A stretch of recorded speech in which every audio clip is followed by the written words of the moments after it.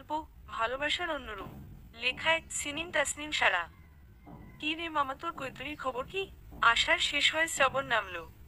তুই শালা ভিজতেই পারলি না বর্ষায়। কৌতুকের স্বরে কথাটা বলে খ্যাক খ্যাক করে হেসে উঠল বদরুল নামক একটা ছেলে। ওর নোংরা ইঙ্গিত বুঝতে পেরে ঘরে উপস্থিত আরো চারজন সম্মতিসূচক হাসিতে যোগ দিল। কেবল হাসি নেই একজনের মুখে। আসিফ, যাকে উদ্দেশ্য করে নোংরা কথাটা ছুড়ে দিয়েছে বদরুল। বরং এসব বাজে বাজে কথা শুনে চট করে ওর মাথা গরম হয়ে গেল। বাধাই গলায় ধমকে উঠল, আর একবার যদি এইসব আলফাল কথাবার্তা বলছিস, তোরে চড়াইয়া ঘর থেকে বাইর করবো হারামদাদা। তবু মতো ভাবছিস আমারে? মাইয়া মানুষ দেখলেই আমার জিহ্বা লগলগ করে না, যে বিছানায় তোলার জন্য অস্থির হয়ে যাব। বলিস কি রে? বিছানায় তুলবি না তো পাগলা কুত্তার মতো পিছে পিছে ঘুরিস কেন? ভালোবাসি আমি ওরে, এটাও বুঝিস না বাল? রাগে দাঁত কিরমিরিয়ে ওঠে আসিফের। ও মা, বিবাহিত হিন্দু মাল ওপর আবার ভালোবাসা কিসের? ওই সব মাল তো খালি ভোগ করার জন্য। মুখ সামলায় কথা বল বদরুল। সেকেন্ডের মাথায় বদরুলের দিকে তেড়ে গিয়ে ওর গলায় চেপে ধরল আসিফ। আমার ভালোবাসারে নিয়ে নোংরা কথা বলার সাহস তুই পাস কই? ভালোবাসা? হাসাইলি রে বন্ধু? একটা বিবাহিত মাল ইমপ্রেস কইরা তোর প্রেমে ফেলার প্যাঁতারা করতেছিস কোন সাথে আমরা জানি না মনে করছিস? হেগোর ভেতরে রস বেশি, চটকাইতে তো মজা লাগে। শালা একা একা মজা লুটতে চাস বললেই হয়। এত সাধু সাজার কি আছে? নোংরা কথা হে। বদরুলের মাত্রাছাড়া কথা শেষ হতে না হতেই আসিফ রাগে হিতাহিত জ্ঞান শূন্য হয়ে শরীরের সর্বশক্তি দিয়ে ওর নাক বরাবর মারল এক ঘুষি। এক ঘুষিতেই ছিটকে কয়েক কদম পিছনে সরে গেল বদরুল। নাকের হাড় ফেটে গলগলিয়ে রক্ত পড়তে শুরু করল নিমেষে। ব্যথায় মুখ বিকৃত করে খিস্তি দিয়ে উঠল ও। কুত্তার বাচ্চা, তোর এতবার সাহস হয়ে রান্নির জন্য আমার গায়ে হাত তুলিস? দ্বিগুণ রাগে আসিফকে মারতে উদ্যত হলে পরিমরি করে ছুটে এসে ওকে আটকে ফেলল আরেকজন। দু হাতে ঝাপটে ধরে বলল, ভাই কি করতেছিস তোরা এইসব? কি উল্টাপাল্টা ব্যাপার নিয়ে হাতাহাতি পর্যায়ে চলে গেছিস? ওরে সাবধান করে দে লিটন। দ্বিতীয়বার আমার ভালোবাসার নামে উল্টাপাল্টা কথা বললে ওরে আস্ত রাখবো না আমি বলে দিলাম। যেন আগুন ঝরছে আসিফের কণ্ঠ থেকে। কি করবি রে বা তুই? কি করবি? ঝাঁঝিয়ে উঠল বদরুল। লিটন সর্বশক্তি দিয়ে ওকে আটকে ধরে আছে। ওদিকে আসিফুর চোখে চোখ রেখে শক্ত গলায় বলল, আস্ত মাটিতে গেড়ে দেব। আচ্ছা, আমার সাথে পাঙ্গা নিয়ে নিলি তুই? আমার হাত কতদূর পর্যন্ত জানা আছে তো? পরে পস্তাতে জানি না হয়। শালা কাপুরু, সেই সব 2 টাকা থ্রেড তোর পকেটে রাখা, চুপচাপ বাইর হ আমার ঘর থেকে। তোর ওই রাগ আমি দেখে নেব আসিফা, তোরেও। শুয়োরের বাচ্চা তুই আবার। থাম ভাই থাম, মাথা গরম করিস না, এখনই বের হয়ে যাবে ও। আসিফকে কথা সম্পূর্ণ করতে না দিয়ে লিটন হাত জোর করে। তারপর বদরুলকে জোর করে ঘরের বাইরে নিয়ে যেতে যেতে বিরক্তিমাখা গলায় বলে, হুদাই ঝামেলা করিস কেন তুই? একটা দিন ক্যাচাল না করতে পারলে শান্তি লাগে না। একথা শুনে বদরুল ঝটকা মেরে ওকে দূরে সরিয়ে দেয়। নাকের রক্ত মুছতে মুছতে দ্বিতীয়বার খিস্তি দেয়। ওই খানকি পোলারের কি হাল করি আমি দেখিস। কিসের এত মেজাজ দেখায় আমাকেও? এই শহরে যখন চালচুলাহীন মানুষের লাথি গুঁতা খেয়ে মরতেছিল তখন তো আমি পাশে দাঁড়াইছিলাম। এখন পার্টির পোশাক কুত্তা হওয়ার পর বুকে পাটা বাড়ছে না? ওর এই দেমাগ আমি কই দিয়া বাইর করি দেখ। আর ওই রান্নি, ওর জন্য আমার মায়ের খাইতে হইল না। ওরও কি হাল করি দেখ। এত মুখ খারাপ কেন তোর? কথায় কথায় এইসব বলিস? মাথা ঠান্ডা কর তো। কিসের মাথা ঠান্ডা? শালা হাত তুললো আমার গায়ে। ভুলে যা না ভাই, বন্ধুদের মাঝে তো কত কিছু হয়। ছাড় তোর বন্ধু, বন্ধুরে কোলে নিয়ে বইসা থাক তুই। আমি তো আজকের কাজের হিসাব নিবই ওর থেকে। লিটনকে সরিয়ে এলোমেলো পায়ে বেরিয়ে গেল বদরুল। লিটন পিছনে থেকে ডেকে উঠল, আরে এমন রক্তারক্তি অবস্থায় যাস কই? শান্তি দরকার আমার, শান্তি। শান্তির ঘরে যাই। তুই আর শুধরাইবি না। মাথা নেড়ে একটা দীর্ঘশ্বাস ছেড়ে ওকে অনুসরণ করে বেরিয়ে পড়ল লিটন। এদিকে পরিস্থিতি একটু ঠান্ডা হলে ঘরে উপস্থিত বাকি তিনজনও আর দাঁড়ালো না, তারাও একে একে আসিফের থেকে বিদায় নিয়ে বাড়ির পথে হাঁটা ধরল। সবাই বেরিয়ে যেতেই বিছানার পাশে ড্রেস টেবিলের ড্রয়ার থেকে একটা মেয়ের হাস্যোজ্জ্বল ছবি বের করলো আসিফ। ছবি হাতে ব্যালকনিতে এসে রেলিংয়ে উঠে বসল। ছবিটা মুখের সামনে নিয়ে একদৃষ্টিতে তাকিয়ে থাকতে থাকতে প্রশ্ন করলো, পারমিতা, তোমারও কি মনে হয় শুধুমাত্র শারীরিক আকর্ষণ থেকে আমি তোমায় ভালোবাসি? ছবিকে প্রশ্ন করলে কবু উত্তর পাওয়া যায় না, তবুও বৃথা প্রশ্ন আওড়ে বিক্ষিপ্ত মনটাকে শান্ত করার ক্ষুদ্র প্রয়াস করল আসিফ। কল্পনা করল ছবি পারমিতা বাস্তবে রূপ নিয়ে ওর বাহুতে মাথা ঠেকিয়ে সুমিশ্র কণ্ঠে উত্তর দিল, একদম না আসিফ। আমি জানি তোমার ভালোবাসা সমাজ বিরোধী, কিন্তু খাঁটি। এই খাঁটি ভালোবাসা শত জনম তপস্যা করলেও মেলে না। পারমিতার উত্তরে সন্তুষ্ট হয় আসিফ। ওর এলিয়ে রাখা মাথার শনি গাল থেকেই মৃদু হাসে। বলি, আমি জানতাম পারো, আমার পারো কবু ভুল বুঝতে পারে না আমায়।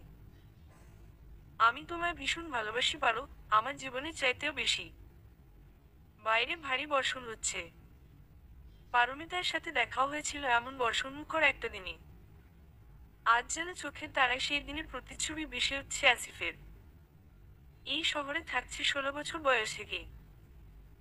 নিজের পরিচয় হিসেবে জানতো একজন অসহায় পথশিশু। মানুষের লাথি ঝাঁটা খেতে খেতে ভেতর থেকে মনুষ্যত্ববোধ বিদায় নিয়েছে বহুকাল পূর্বেই। তাই তো সমাজের চোখে ওর বর্তমান সত্তা কুখ্যাত এক সন্ত্রাসী নামে পরিচিত। কোমরে সবসময় চাকু গুজে রাখে, মানুষ খুন করতে কলিজা একটুও কাঁপে না, চাঁদাবাজি প্রধান কাজ। সেদিন 12টার দিকে চাঁদাতলার কাজেই গেছিল পৌর মার্কেট। 1 মাস ব্যবসায়ীর কাছে কয়েক মাসের চাঁদা বাকি ছিল। এমনি সময় চালাচামুন্ডাদের দিয়ে চাঁদাতলার কাজটা করে আসিফ, কিন্তু যেসব পার্টির গায়ের চামড়া গন্ডারের মতো হয়, কোনো কিছু করেই যাদের বাগে আনা যায় না তাদের সামলাতে আসিফকেই হাত লাগাতে হয়। সেই ব্যবসায়ী ছিল গন্ডার প্রকৃতির। কয়েকবার সতর্ক করেও ওর মনে ভয়ের উদ্রেক ঘটাতে পারে না ছেলেপেলেরা। সমস্যা সমাধান করতে আসিফকেই পা রাখতে হয় বাজারে। এই তো বেলা 10টা কি 11টার দিকে সেদিন গেল। খুব বাওয়াল করছিল বেটা। চাকু দিয়ে হাতে লম্বা একটা টান দিল, চামড়া কেটে একটু রক্ত পড়লো, তারপর সুরসুর করে লাইনে চলে এলো। পেন্ডিং টাকা তো আছে, প্রাণ ভয়ে আগামী কয়েক মাসের অগ্রিমও দিয়ে দিল। কাজ শেষে ছেলেদের টাকা গুনতে দিয়ে বড্ড তেষ্টা পাচ্ছিল আসিফের। মার্কেটের বাইরে গাড়িতে হেলান দিয়ে একটা ঠান্ডা আনতে পাঠিয়েছিল বাবলুকে। ওই ফাঁকে সিগারেট ধরিয়ে বেশ হ্যাস করে টান দিচ্ছিল। একবার ধোঁয়া ছাড়ার পর সেই ধোঁয়ার কুণ্ডলি ভেদ করে আচানক একজোড়া চক্ষুকে ভীষণভাবে আকৃষ্ট করল। সাথে সাথে সিগারেট মুখের সামনে থেকে সরিয়ে ও দেখবার চেষ্টা করল চক্ষুজোড়ার মালিকের সম্পূর্ণ মুখমণ্ডল।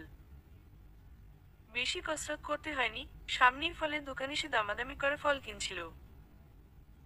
কাজের মেয়ের হাতে বাজারের ব্যাগ দিয়ে আচ্ছামত দোকানদারের সাথে তর্কজাল পেরে যাচ্ছিল। ওদিকে আকাশ ভীষণ খারাপ, থেকে থেকে দানবীয় শব্দে প্রকৃতি ভারী করে তুলছে। বৃষ্টি সম্ভাব্য তারই যেন সতর্ক বাণী দিচ্ছিল। মানুষও ভারী বর্ষণের আগমনী বার্তা পেয়ে ছুটোছুটি করে বাজার সদাই সেরে নিচ্ছিল, অথচ মেয়েটার কোনো হেলদোল নেই। আষাঢ়ের বৃষ্টিতে দেখা যায় বর্ষণের পূর্বে ভ্যাপসা মতো গরম ওঠে।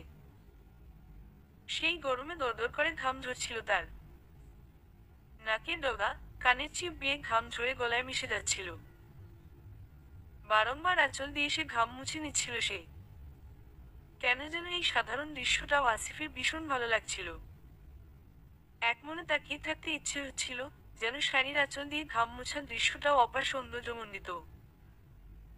কতক্ষণ এক ধ্যানে এই সৌন্দর্য উপভোগ করেছে জানে না, তবে ধ্যান ভঙ্গ হয় বৃষ্টির পানি গায়ে পড়ার সাথে সাথেই। চমকে উঠে আশেপাশে তাকিয়ে সতর্কতার সাথে পর্যবেক্ষণ করে নেয় কেউ ওর হা করে তাকিয়ে থাকা দেখল কিনা। সবাই তো বৃষ্টির পানি থেকে গা বাঁচাতে ব্যস্ত, দেখবে কিভাবে। নিশ্চিত হয়ে পুনরায় মেয়েটার দিকে তাকাতে গিয়ে দেখে সে নেই।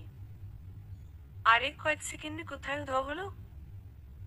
অস্থির চিত্তে ইতিউতি চোখ বুলিয়ে তাকে খোঁজার চেষ্টা করে কিন্তু খুঁজে আর পায় না। ততক্ষণে ছেলেগুলো তাড়া দিতে শুরু করেছিল গাড়িতে উঠতে। মেয়েটাকে খোঁজার আগ্রহ থাকলেও শেষে তা দমন করে আসিফকে চলে আসতে হয় নিজ গৃহে। তারপর সকাল গড়িয়ে বিকেল হয়। বিকেল থেকে রাত। ঘরে এক দণ্ডও শান্তি মেলে না তার। বারংবার মানসপটে ভেসে ওঠে ধোয়ার কুণ্ডলী ভেদ করে আসা ধারালো সেই চোখজোড়া। উফফ কি তেজস্বী ছিল দৃষ্টি। দুর্ভেদ্য মনটা খুনিকে ব্যবধানে এফোর ওফোর করে দিয়েছে একদম। রাত কাটে নির্ঘুম। পাগল মনটা চিৎকার করে বলে, ওকে চাই, আবার দেখতে চাই। অশান্ত একটা রাত কাটাবার পর সকাল হতেই পাগলপাড়া হয়ে খুঁজতে যায় পৌর মার্কেটের সেই ফলের দোকানের সামনে। পায় না। পুরো পৌর মার্কেটেও না।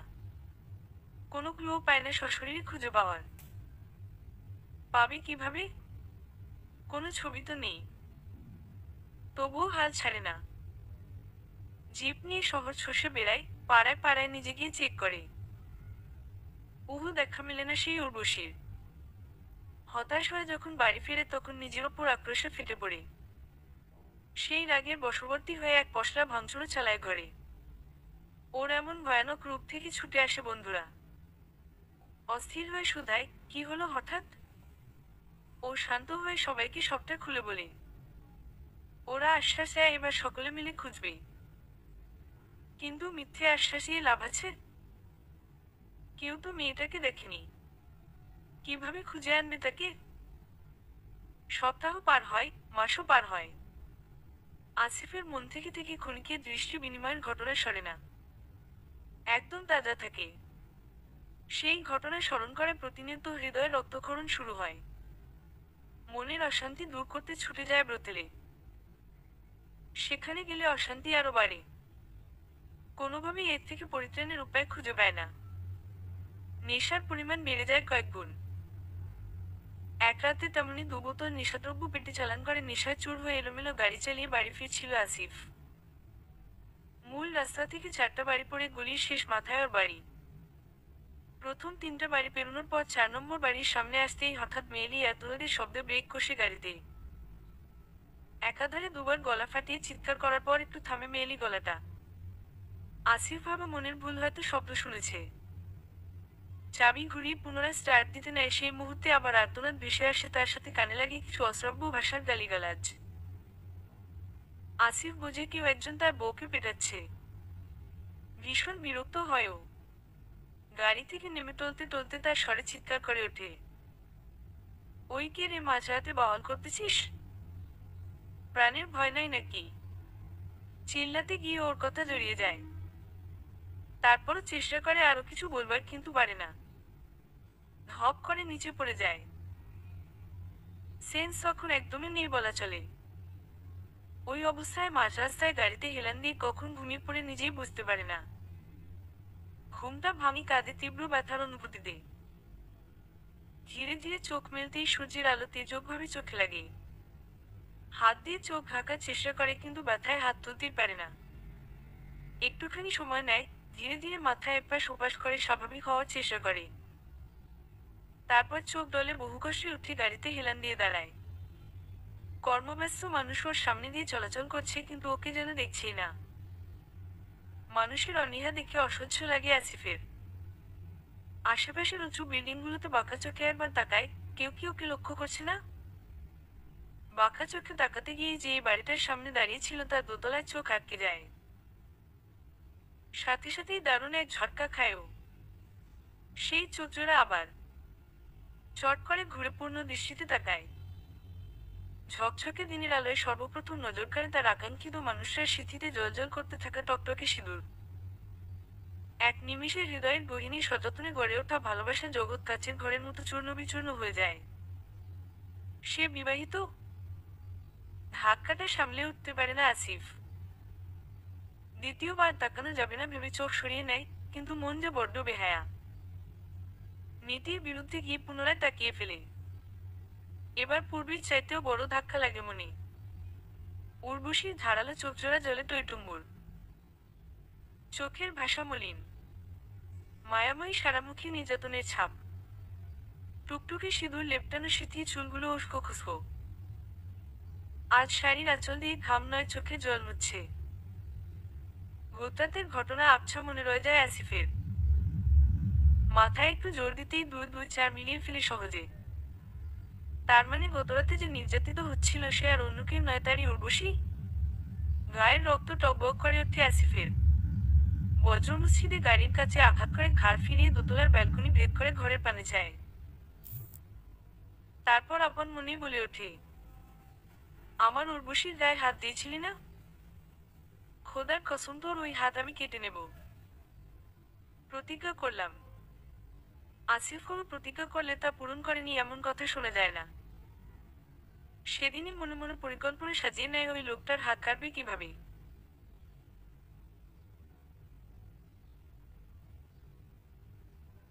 তারপর থেকে নজর রাখতে শুরু করে ওদের ওপর। চাইলে এমনি একদিন উঠিয়ে নিয়ে এসে রামধোলাই দিলে কেউ কিছু বলার সাহস পেত না, কিন্তু ওর উর্বশীকে যে ওভাবে কষ্ট দেয় তাকে ধীরে ধীরে কষ্ট দিয়ে দিয়ে মারবে। একদিকে যেমন লোকটার ওপর নজর রাখে, তেমনি উর্বশীর ওপরও। তার সাথে ভাব জমানোর পায়তারা করে। সে যখন ছাদে আসে কাপড় মেলতে, তখন আসিফও দুটো চেলা সমেত যায় নিজের বাসার ছাদে।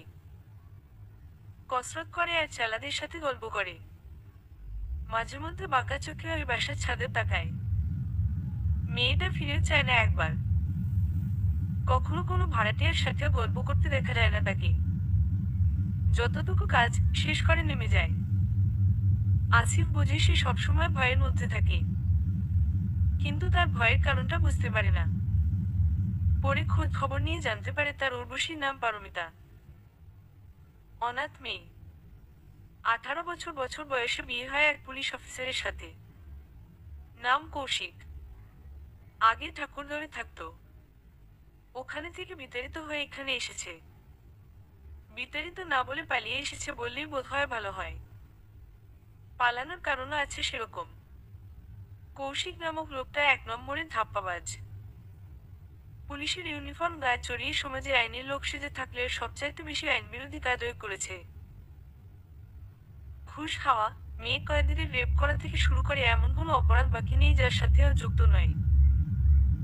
কথায় আছে, অপরাধ এমন একটা জিনিস শত লুকোনোর চেষ্টা করলেও এর ছাপ রয়ে যায়। তেমনি কৌশিকের সব গুমর একদিন ফাঁস হয়ে গেল। আর কি, সাসপেন্ড করা হলো তাকে, পাশাপাশি চার্জশিট তৈরি হয়ে গেল। জেলে ভরা হয়েছিল ওকে, কিন্তু কিভাবে যে জেল থেকে পালালো বোধগম্য হয় না। ওর বাড়ির পুলিশরা ঘেরাও করা ছিল। কিভাবে কিভাবে গোপন রাস্তা খুঁজে বের করে বউকে নিয়ে বেরোতে পেরেছে। তারপর আর কি পালিয়ে এলো এই শহরে। আপাতত বেশ ঘরে আছে। একটা কাপড়ের দোকানে সামান্য টাকার কর্মচারী হিসেবে ঢুকেছে। প্রতিদিন রাতে কাজ শেষে নেশা করে ফিরে আর বউ পেটায়। ওদের সম্পর্কে সবটা জানার পর আসিফে যেমন পারমিতার জন্য কষ্ট হয়, তেমনি কৌশিকের ওপর রাগ বাড়তে থাকে। সতর্কতার সাথে বিষয়টা হ্যান্ডেল করতে হবে এই ভেবেও মন থাকে। ওদিকে পারমিতার সাথে দেখা সাক্ষাৎ বেড়ে যায়। সেই বাড়িয়ে দেয় আর কি। মিতা বাজার করতে গেলে সেখানে উপস্থিত হয়, মাঝে মধ্যে কারণে অকারণে ওদের ফ্ল্যাটেও যায়। সবাই তো ওর ভয়ে তটস্থ, প্রশ্ন করার কোনো সুযোগ পায় না। ওদিকে প্রায় দেখতে দেখতে আসিফের মুখখানা পারমিতার কাছে পরিচিত হয়ে ওঠে। প্রতিবেশীদের মাধ্যমে জানতে পারে ওর পুরো পরিচয়। আর সবার মতো সেও ভয় পায় আসিফকে। সামনে পড়লে মাথা নিচু করে চলে যায়। এভাবেই সময় গড়াতে থাকে। আসিফ শত চেষ্টা করেও পারমিতার সাথে কথা বলতে পারে না। কিন্তু মনে ভালোবাসার অনুভূতিটা তীব্র থেকে তীব্রতর হয়। পারমিতাকে হাসতে দেখলে ওর ঠোঁটের কোণে হাসি ফুটে ওঠে, আবার কাঁদতে দেখলে ওরও কষ্ট হয়। মাঝে মধ্যে স্বামীর হাতে মার খেয়ে যখন অসুস্থ হয়ে যায় মিতা, তখন আসিফও নিজেকে আঘাত করে রক্তাক্ত করে ফেলে। নিকোষ কালো আধার রাতে বদ্ধ ঘরে ঘোর অন্ধকারে বসে দুজনেই ব্যথায় জর্জরিত হয়ে গুমরে গুমরে কাঁদে। একজন সৃষ্টিকর্তার কাছে প্রার্থনা করে শীঘ্রই যেন তাকে এই অভিশপ্ত জীবন থেকে মুক্তি দেন, তো অন্যজন প্রার্থনা করে ওকে শক্তি দাও সৃষ্টিকর্তা, আর মাত্র কয়েকটা দিন সহ্য করুক। তারপর সব যন্ত্রণার সমাপ্তি। বিশ্ব ব্রহ্মাণ্ডে নিজেকে চরম অসহায় মনে করা পারমিতা কিন্তু ঘুণাক্ষরেও টের পায় না তার ব্যথায় আরো একজনের হৃদয়ে রক্তকরণ হয়। তাকে অভিশপ্ত জীবন থেকে মুক্তি দেবে বলে অহর্নিশ সংকল্প দৃঢ় করে। শিকারী বাঘের মতো আসিফ ওৎ পেতেছিল কৌশিককে বাগে আনার। একদিন সুযোগ পেয়ে যায়। কৌশিক যে দোকানে চাকরি করত সেখানে আসিফের দুটো ছেলে যায় চাঁদা তুলতে। কিন্তু কৌশিক সেখানে বাগড়া দেয়। ছেলেরা ধমকালে ও সোজা হাত তোলে ওদের ওপর। চুপচাপ মার খেয়ে ফিরে আসে ওরা আসিফের কাছে। কৌশিককে শাসিয়ে আসে, এর মূল্য ওকে গুনতে হবে। ব্যাপারটা নিয়ে সেদিন খুব আলোচনা হয়। সবাই ভয় পায় কৌশিকের কি অবস্থা হতে চলেছে সেই ভেবে। কিন্তু কৌশিক নির্ভীক। অন্যদিনের মতো যথারীতি সেদিনও কাজ শেষে নেশায় বোধ হয় বাড়ি ফিরতে নেয় কৌশিক। মার্কেটের সীমানা পেরিয়ে পাড়া রাস্তায় ঢোকার মুহূর্তে আকস্মাৎ ৫-৬টা ছেলে পথরোধ করে দাঁড়ায়। আধো আধো চোখে ও সবার মুখ দেখার চেষ্টা করে কিন্তু পারে না। রাগে খিস্তি দিয়ে ওঠে। সেই মুহূর্তে এক পেশিবহুল হাতের ঘুষি পড়ে মুখে। আকস্মাৎ মার পড়ায় সামলাতে না পেরে ধূপ করে পড়ে যায় কৌশিক। অকথ্য ভাষায় গালিগালাজ শুরু করে যে ওকে মারল তাকে উদ্দেশ্য করে। বেশিক্ষণ সুবিধে করতে পারে না, আশেপাশে দাঁড়ানো ছেলেপেলেগুলো অতর্কিতে ওকে মারতে শুরু করে। অদূরে গাড়িতে হেলান দিয়ে দাঁড়িয়ে আসিফ সিগারেট ফুঁকে আর ওকে মার খেতে দেখে ধীরে ধীরে বলে, এগুলো আমার লোকের গায়ে হাত তোলার জন্য। ছেলেরা ওকে মারতে মারতে যখন আত্মরা করে দেয় তখন আসিফ হাতের ইশারায় থামতে বলে। সিগারেট ফেলে এক পা করে এগিয়ে আসে। কৌশিক কোকাতে কোকাতে প্রশ্ন করে, আমি তোর কি ক্ষতি করেছি ভাই? আসিফ বাঁকা হাসে। কৌশিকের পাশে বসে ঠান্ডা গলায় বলে, তুই আমার সবচাইতে বড় ক্ষতিটা করেছিস। আমার কলিজায় হাত দিয়েছিস। আমি আসিফ বড় খারাপ লোক রে। আমার চোখের সামনে কেউ এত স্পর্ধা দেখাবে তাকে তো আমি জ্যান্ত ছাড়বো না। আসিফের কথা বোধগম্য হয় না কৌশিকের। তবুও হাত জোর করে মিনতি করে, আমি জানি না তোর কি ক্ষতি করেছি কিন্তু আমাকে মাফ করে দে ভাই। আর কখনো কোনো খারাপ কাজ করবো না আমি। আমাকে প্রাণে মারিস না। প্রাণে তো মারবো না কিন্তু। শব্দ করে হাসতে শুরু করে আসিফ। কিন্তু তোকে তোহফা দিব।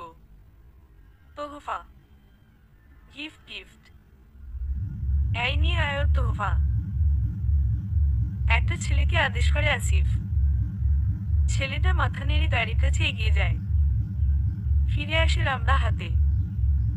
নিয়ন আলোয় অতটা স্পষ্ট বুঝতে পারে না কৌশিক কি এনেছে ছেলেটা। সে শুধু কোকায় আর বলে, মাফ করে দে ভাই, আমাকে মাফ কর। আসিফ হাসে। ছেলেটার হাত থেকে রামদা টেনে নিয়ে বলে, যা করলাম মাফ। এরপর সেকেন্ডও দেরি করে না কৌশিকের হাতের ওপর রামদা দিয়ে মারে একটা কোপ। এক কোপে ডান হাত শরীর থেকে বিচ্ছিন্ন হয়ে যায়। আর্তনাদ করে উঠে থরথর কাঁপতে শুরু করে কৌশিক আর কয়েক মুহূর্তেই জ্ঞান হারায়। আসিফ রক্তমাখা রামদায় হাত বোলাতে বোলাতে আপন মনে বলে ওঠে, আর এটা আমার ভালোবাসার গায়ে হাত তোলার জন্য। কিছুক্ষণ থেমে আবারও বলে, আমি প্রতিশোধ নিতে পেরেছি পারমিতা। তোমার সকল কষ্টের এবার সমাপ্তি ঘটবেই। কিন্তু আসলেই কি সমাপ্তি ঘটাচ্ছিল? বরং এই ঘটনার পর পারমিতার জীবনটা আরো দুর্বিষহ হয়ে উঠল। পারমিতার দুর্বিষহ জীবনের একমাত্র কারণ হয়ে দাঁড়ালো স্বয়ং আসিফ।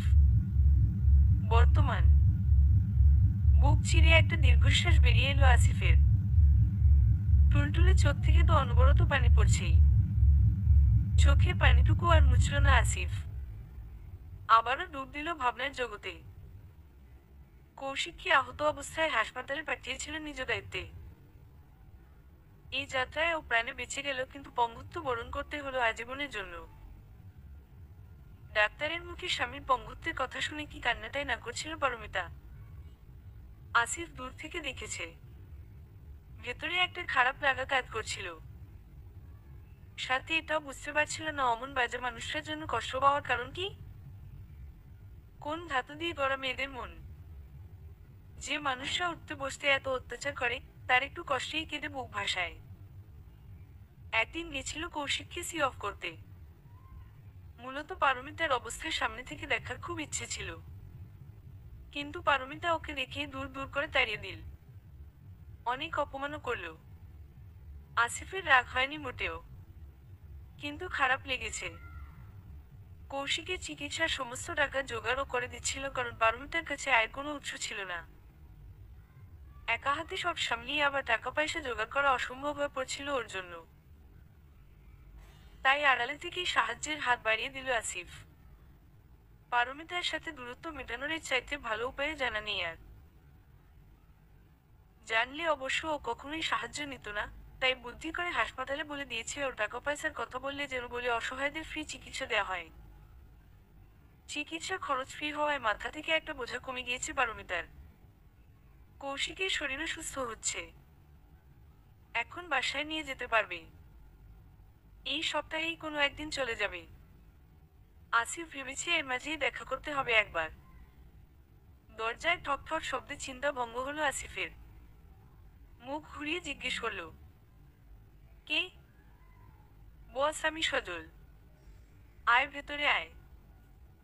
চোখের পানিটা মুছে রেলিং থেকে নামলো আসিফ। কি ব্যাপার সজল এই অসময়ে? বস, ভাবি তো হন্যে হয়ে চাকরি খুঁজছে। কয়েক মাসের বাসা ভাড়া পেন্ডিং, তারপর বাজার খরচ নেই। ওই হারামজাদাটাকে তো ডিসচার্জ করাই নিয়ে আসবে বাসায়। অনেক টাকা দরকার বেচারির। ওর জন্য চাকরি? আচ্ছা, খুঁজলেই পাওয়া যাবে, সমস্যা নাই। তুই এক কাজ কর, ওর বাড়িওয়ালাটারে ধইরা আনো। যত টাকা পয়সা হয়েছে আমি মিটাই দিতেছি। মিন্টুরে বল কাঁচা বাজার, মাছ, মাংস, ডিম যা লাগে সব যেন দিয়ে আসে ওদের বাসায়। নিজে যেন না যায়, কোনো ভাড়াটিয়ার মাধ্যমে দেয়। তোর ভাবি কিছু জিগাইলে বলে দুসময় প্রতিবেশীরা হেল্প করতেছে। আর কয়টা টাকাও পাঠায় দিবি মিন্টুর দ্বারা। যে বাজার দিবে তারে কিছু দিয়া বাকিটা ওর হাতে যেন দেয়। আচ্ছা বস। আর শোন, আমরা কালকে সকাল সকাল যাব হাসপাতাল। বস, ভাবি যদি আবার রাগ করে? একটু রাগ সহ্য করবো না হয়। তাছাড়াও আমি সরি বলতে যাচ্ছি। হ্যাঁ? বিস্ময় চোখ বড় বড় হয়ে যায় সজলের। আসিফ বিব্রতভাবে মাথা নাড়ে। পরদিন সকালে সব কাজ কমপ্লিট করে ওরা যায় হাসপাতালে। পারমিতা তো দেখেই আবার চোটপাট শুরু করে। আসিফ সরি টুই বলে পরিস্থিতি ঠিক করে কিছুটা। কৌশিকের ডিসচার্জ করা থেকে শুরু করে বাড়ি পৌঁছে দেওয়া পর্যন্ত ওই সাহায্য করে। পারমিতা চুপচাপ দেখে সব কিছুই বলে না। কিন্তু ওদের বাড়ি পৌঁছে দেওয়ার পর দরজা থেকে ফিরিয়ে দিয়ে হাত জোড় করা বলে আমাদের সুন্দর জীবনটা নরক বানিয়ে বড় উপকার করলেন। এবার মুক্তি দিন। আর কখনো যেন আমাদের আশেপাশে ঘেঁষার চেষ্টা করবেন না। আসিফ ওর কথা আমলে নেয় না। নিষেধ করার পর আরো বেশি করে সামনে যেতে থাকে। হুটহাট বাড়ি চলে আসে। কৌশিক ভয় পায় ওকে, তাই কিছু বলে না, কিন্তু পারমিতা অপমান করে খুব। গায়ে মাখে না আসিফ। এর মাঝে পারমিতার চাকরি হয়ে যায়। এক ডাক্তার দম্পতির বাসায় বাচ্চা দেখাশোনার কাজ। চাকরিটা যে আসিফের বদৌলতি পেয়েছে এ খবর জানতে পারে না পারমিতা। এতদিন সকলের কাছে এত সাহায্য পেয়েছে, সেটার পেছনে যে আসিফের হাতটাও জানতে পারে না। ভাবে পৃথিবীর বুকে এখনো ভালো মানুষ আছে। কেটে যায় কয়েকটা মাস। সচ্ছলভাবে সংসার চালাতে সক্ষম হয় পারমিতা। কিন্তু আসিফের ওপর বিরাট এক বিপদ নেমে আসে। হঠাৎ করে একদিন ডিআইজির মার্ডার হয়ে যায়। কিভাবে যেন সেই মার্ডারের সম্পূর্ণ দোষ চাপে ওর ওপর।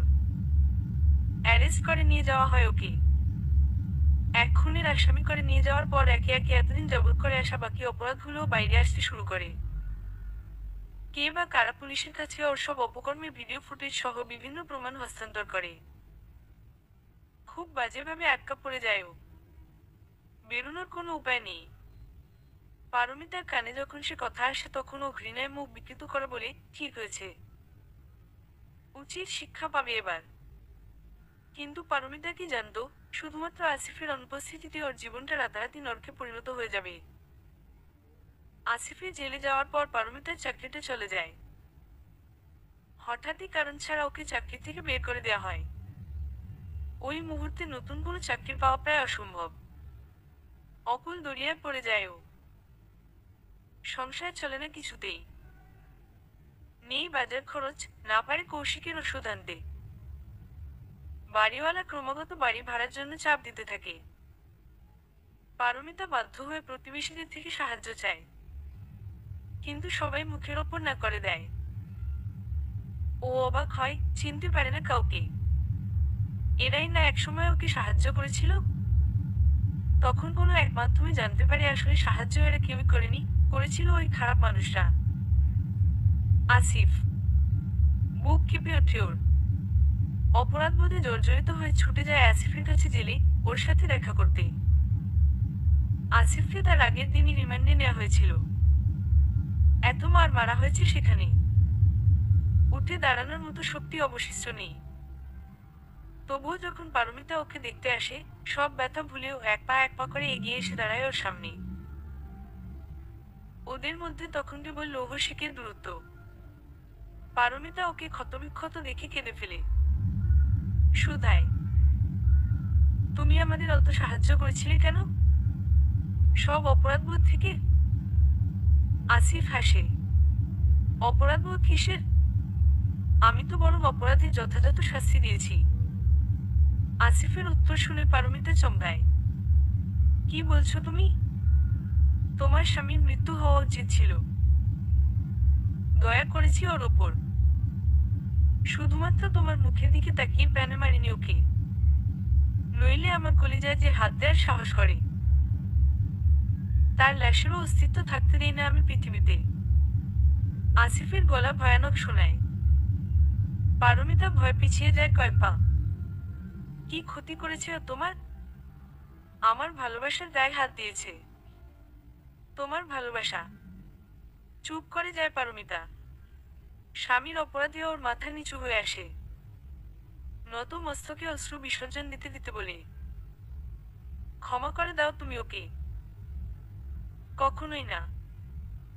যতদিন আমার ভালোবাসা ওকে ক্ষমা করতে পারবে না, আমার কাছেও ক্ষমা পাবে না।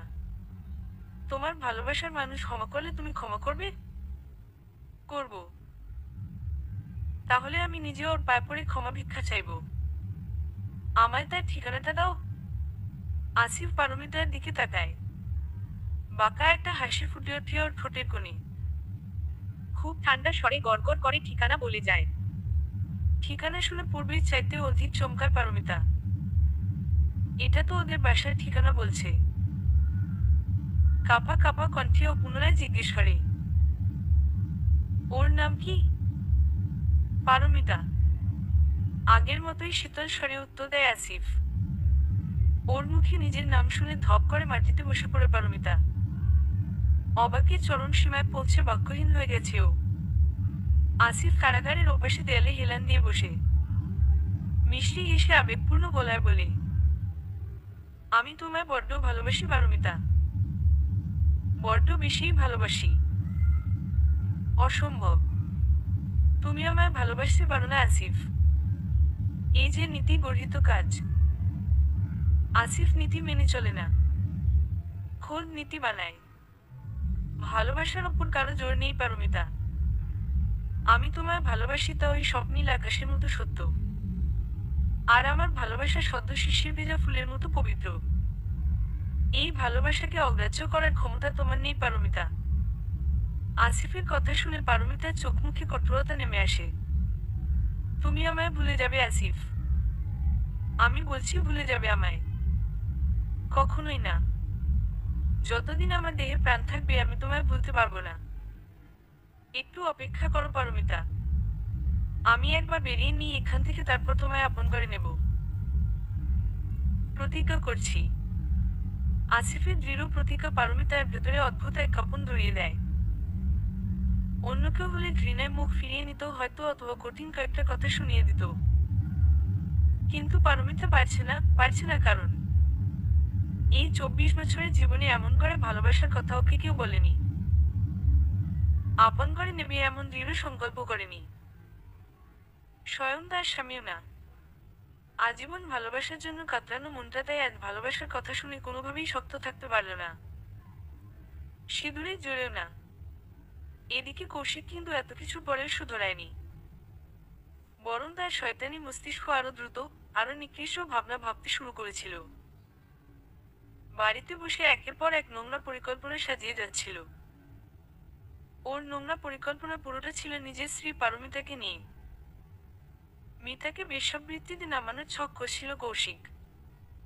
না ব্রতিলে পাঠিয়ে নয়, বাড়িতেই গোপনে। প্রথম কাস্টমার ঠিক করেছিল বাড়িওয়ালাকে। বাড়িওয়ালা বুড়োর বউ মরেছে বেশ কয়েক বছর, ছেলে মেয়েরা সব বিদেশ।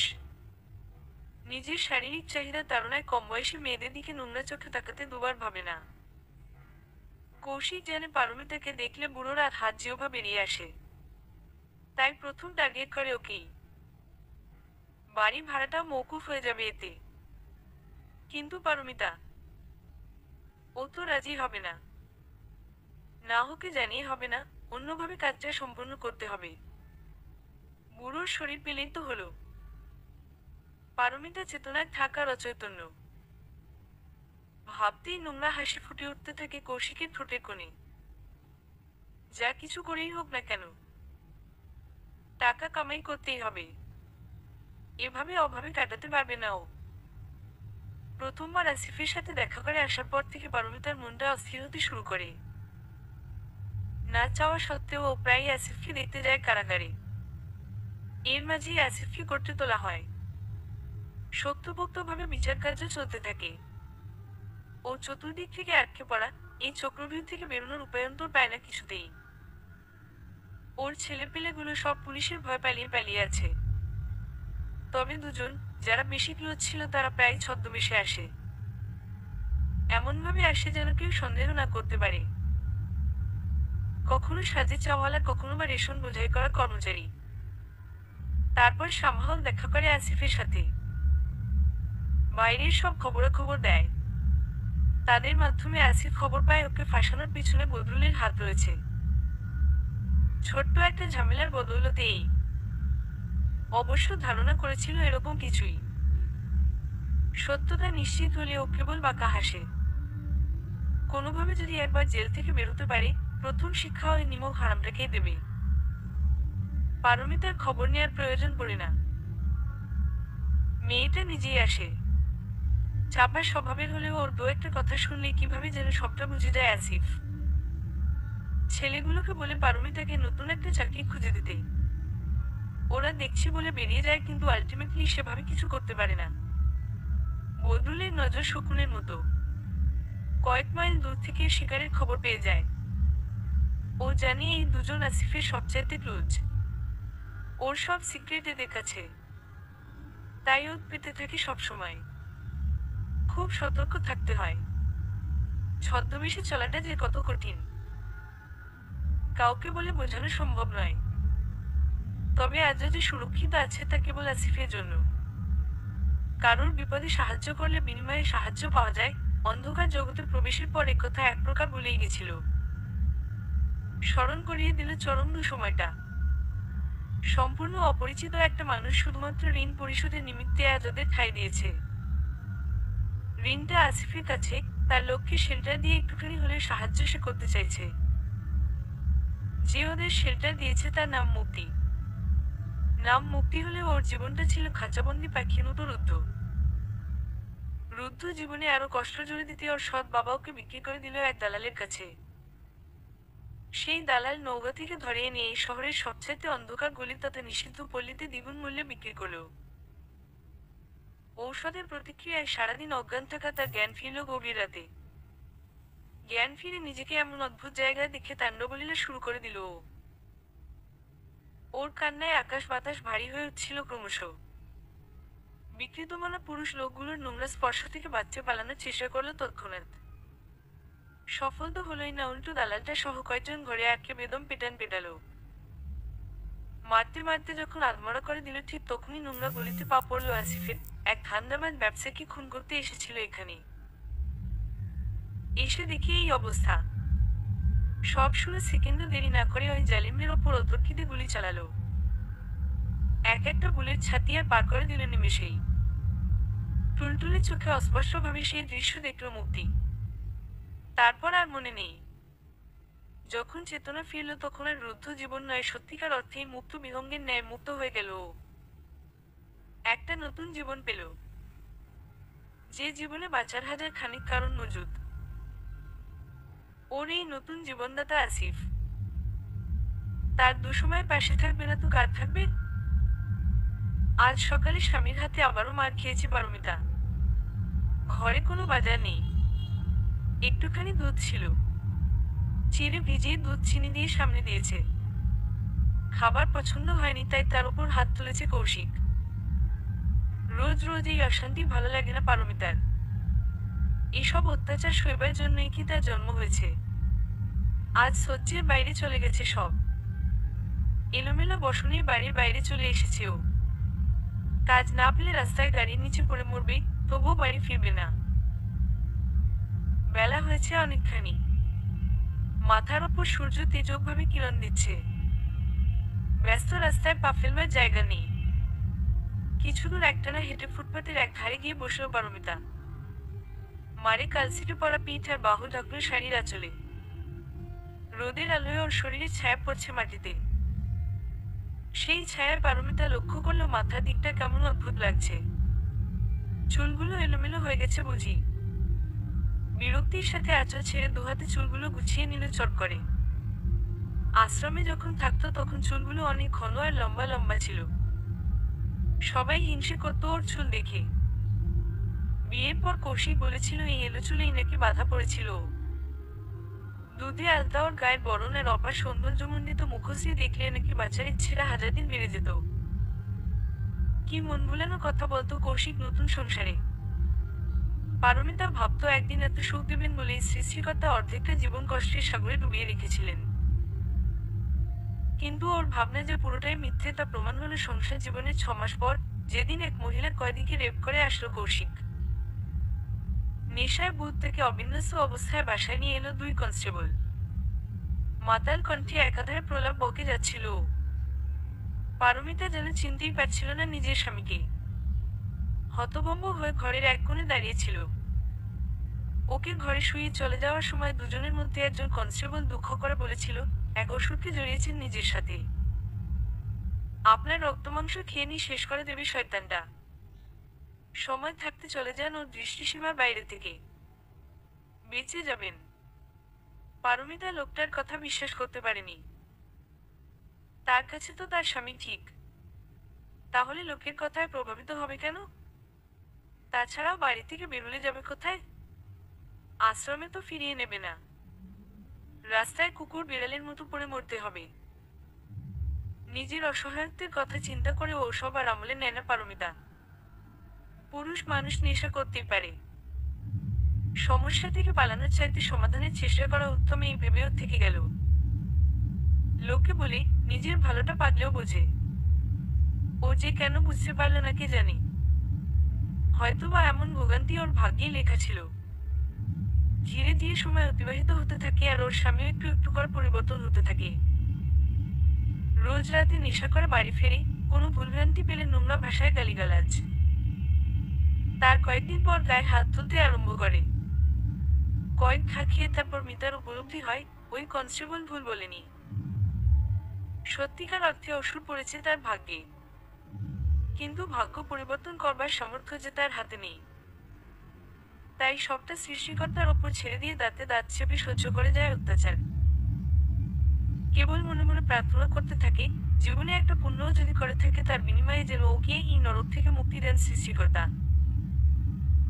এখন মনে হয় সৃষ্টিকর্তাও বুঝি তার থেকে মুখ ফিরিয়ে নিয়েছেন। এত ডাকে শোনেনি না, না তখন শুনেছেন আর না এখন শুনছেন। করতলে মুখ লুকিয়ে ফুপিয়ে ওঠে পারমিতা। পিতামাতাহীন বেঁচে থাকা এত কষ্টের কেন? কষ্টে জর্জরিত এই জীবনের অন্ত বলতে কি কেবল মৃত্যুই রয়েছে?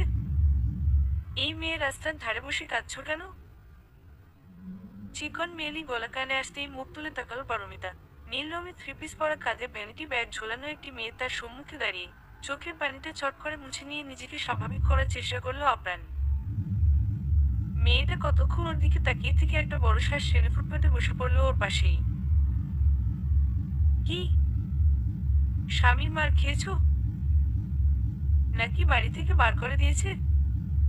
পুনরায় তার প্রশ্ন। প্রশ্ন শুনে পারমিতা ওর মুখের দিকে তাকালো, কিন্তু উত্তর করলে না কিছু। আরে বলতে পারো, সমস্যা নাই। একদিন আমিও তোমার জায়গায় বসেছিলাম, এইভাবেই অসহায়ের মতো কাঁদছিলাম। শরীরে ছিল মারের জ্বালা আর মনে ছিল ক্রোধ। ক্রোধ ছিল বলেই হয়তো একদিন বেরিয়ে আসতে পেরেছি এক জাহান্নাম থেকে। তোমাকে দেখে তো মনে হয় না বের হতে পারবা। অন্তত মুখে তো বলতে পারো তোমার যন্ত্রণার গল্পটা। একটু হালকা হও, সহানুভূতির সাথে বলল মেয়েটা। পারমিতা আর নিজেকে আটকাতে পারল না। এরকম সহানুভূতি দরকার ছিল বোধহয় ওর। হু হু করে কাঁদতে কাঁদতে কিছু না ভেবেই ওর সাথে হওয়া সকল অন্যায়ের গল্পগুলো বলতে আরম্ভ করলো। সব শুনে মেয়েটার চোখজোড়া অশ্রুসজল হয়ে উঠল। সে শুধল, কিভাবে সংসার করছো ওই জালিমের সাথে? পারমিতার কাছে কোনো উত্তর নেই।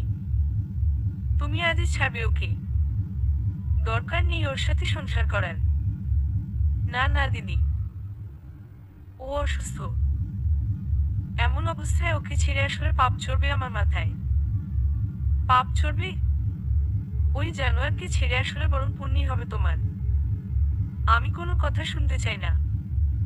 আর ফিরবে না তুমি ওই বাড়িতে। আমার সাথে যাবে আমার বাড়ি। কাজ দেব তোমায়। না দিদি, এ হয় না। সিঁদুরের টান আমার ওর সাথে। এত সহজে ছেড়ে আসতে পারবো না ওকে। তাহলে মরো তুমি ওর কাছেই। রাগ নিয়ে উঠে গেল মেয়েটা। পারমিতা কেবল অসহায় দৃষ্টিতে তাকিয়ে রইল মেয়েটা যাওয়ার পানে। সাহায্য না হোক, দুঃখগুলো কারোর সাথে ভাগ করতে পেরে শান্তি লাগছে একটু। নাকমুখ কুচকে বসার ঘরে সোফায় বসে আছে কৌশিক। মেজাজ প্রচন্ড খারাপ ওর। নিজের ওপরই রাগ। কেন যে আজ পারমিতাকে মারতে গেল? ও যদি পালিয়ে যায়, তাহলে তো সব পরিকল্পনাই ভেস্তে যাবে। না, হতে দেয়া যায় না। মানে মানে একবার বাড়ি ফিরুক, ক্ষমা চেয়ে নেবে ওর কাছে। দুটো মিষ্টি কথা বলে মন না ভুলেলে যা পরিকল্পনা করেছে তা সফল হবে কি করে? অবশেষে একটা কাজ জুটিয়ে নিতে পারল পারমিতা। কাজ দিয়েছে মুক্তি দিদি। ওই যে অপরিচিত মেয়েটা, যাকে কিছুক্ষণ পূর্বে নিজের নরকসম জীবনের গল্প শোনালো। তখন রাগ করে যেতে নিলে খানিক বাদেই ফিরে এসেছিল মুক্তি। তারপর ওকে নিয়ে গেলেন নিজের বাড়ি। বলল ও একটা মহিলাদের কাপড়ের দোকানে চাকরি করে। ওদের দোকানের নতুন শাখা হয়েছে একটা, সেখানে কিছু মেয়ে কর্মচারী লাগবে। পারমিতার ইচ্ছে থাকলে যেন ওখানেই ঢুকে যায়। ভাবাভাবিতে সময় ব্যয় করলে না পারমিতা। এই কাজে তার কাছে আশীর্বাদ। চাকরি পাওয়ার খবর নিয়ে ফিরতে ফিরতে ভাবল কৌশিক কতই না খুশি হবে। ওদের সংসারে আবার সুখ ফিরে আসবে। একরাশ উৎকণ্ঠা ভিড় করেছে তার মনে, কখন বাসায় পৌঁছবে আর কখন কৌশিকে কানে দিতে পারবে খুশির খবরটা। ওদিকে কৌশিকও অধীর আগ্রহে অপেক্ষা করছে প্ল্যানটা কখন সাকসেসফুল হবে। ওকে সারপ্রাইজ দেবার নাম করে ভয়ানক সর্ববাসীর দিকে ঠেলে দেবে আজ রাতেই। শুভ কাজে তো দেরি করতে নেই। কথায় আছে না, শুভস্য শীঘ্রম। কোনরূপ পরিশ্রম না করেও এখন দুহাতে টাকা কামাই করতে পারবে, প্রচুর টাকার মালিক হবে। ভাবতেই তৃপ্তির ঢেকুর উঠছে যেন। পারমিতা বাড়ি এসে এক দফা চমক খায়। পুরো বাড়ি ছোট বড় নানা আকৃতির মোম আর বিভিন্ন রকমের ফুল দিয়ে সাজানো। সজ্জিত ঘরদোর দেখে ও অবাক হয়ে জিজ্ঞেস করে, এসব কেন? কৌশিক হাসে। বা হাত দিয়ে ওর এক হাত চেপে ধরে বলে, অনেক অন্যায় করেছি তোমার সাথে। আমি এত খারাপ একটা মানুষ? আজ এই চরম অসহায় মুহূর্তে চাইলেই তুমি দূরে সরে যেতে পারতে। গেলে না, ঢাল হয়ে দাঁড়ালে আমার পাশে। অথচ আমি তবুও তোমার মর্ম বুঝলাম না।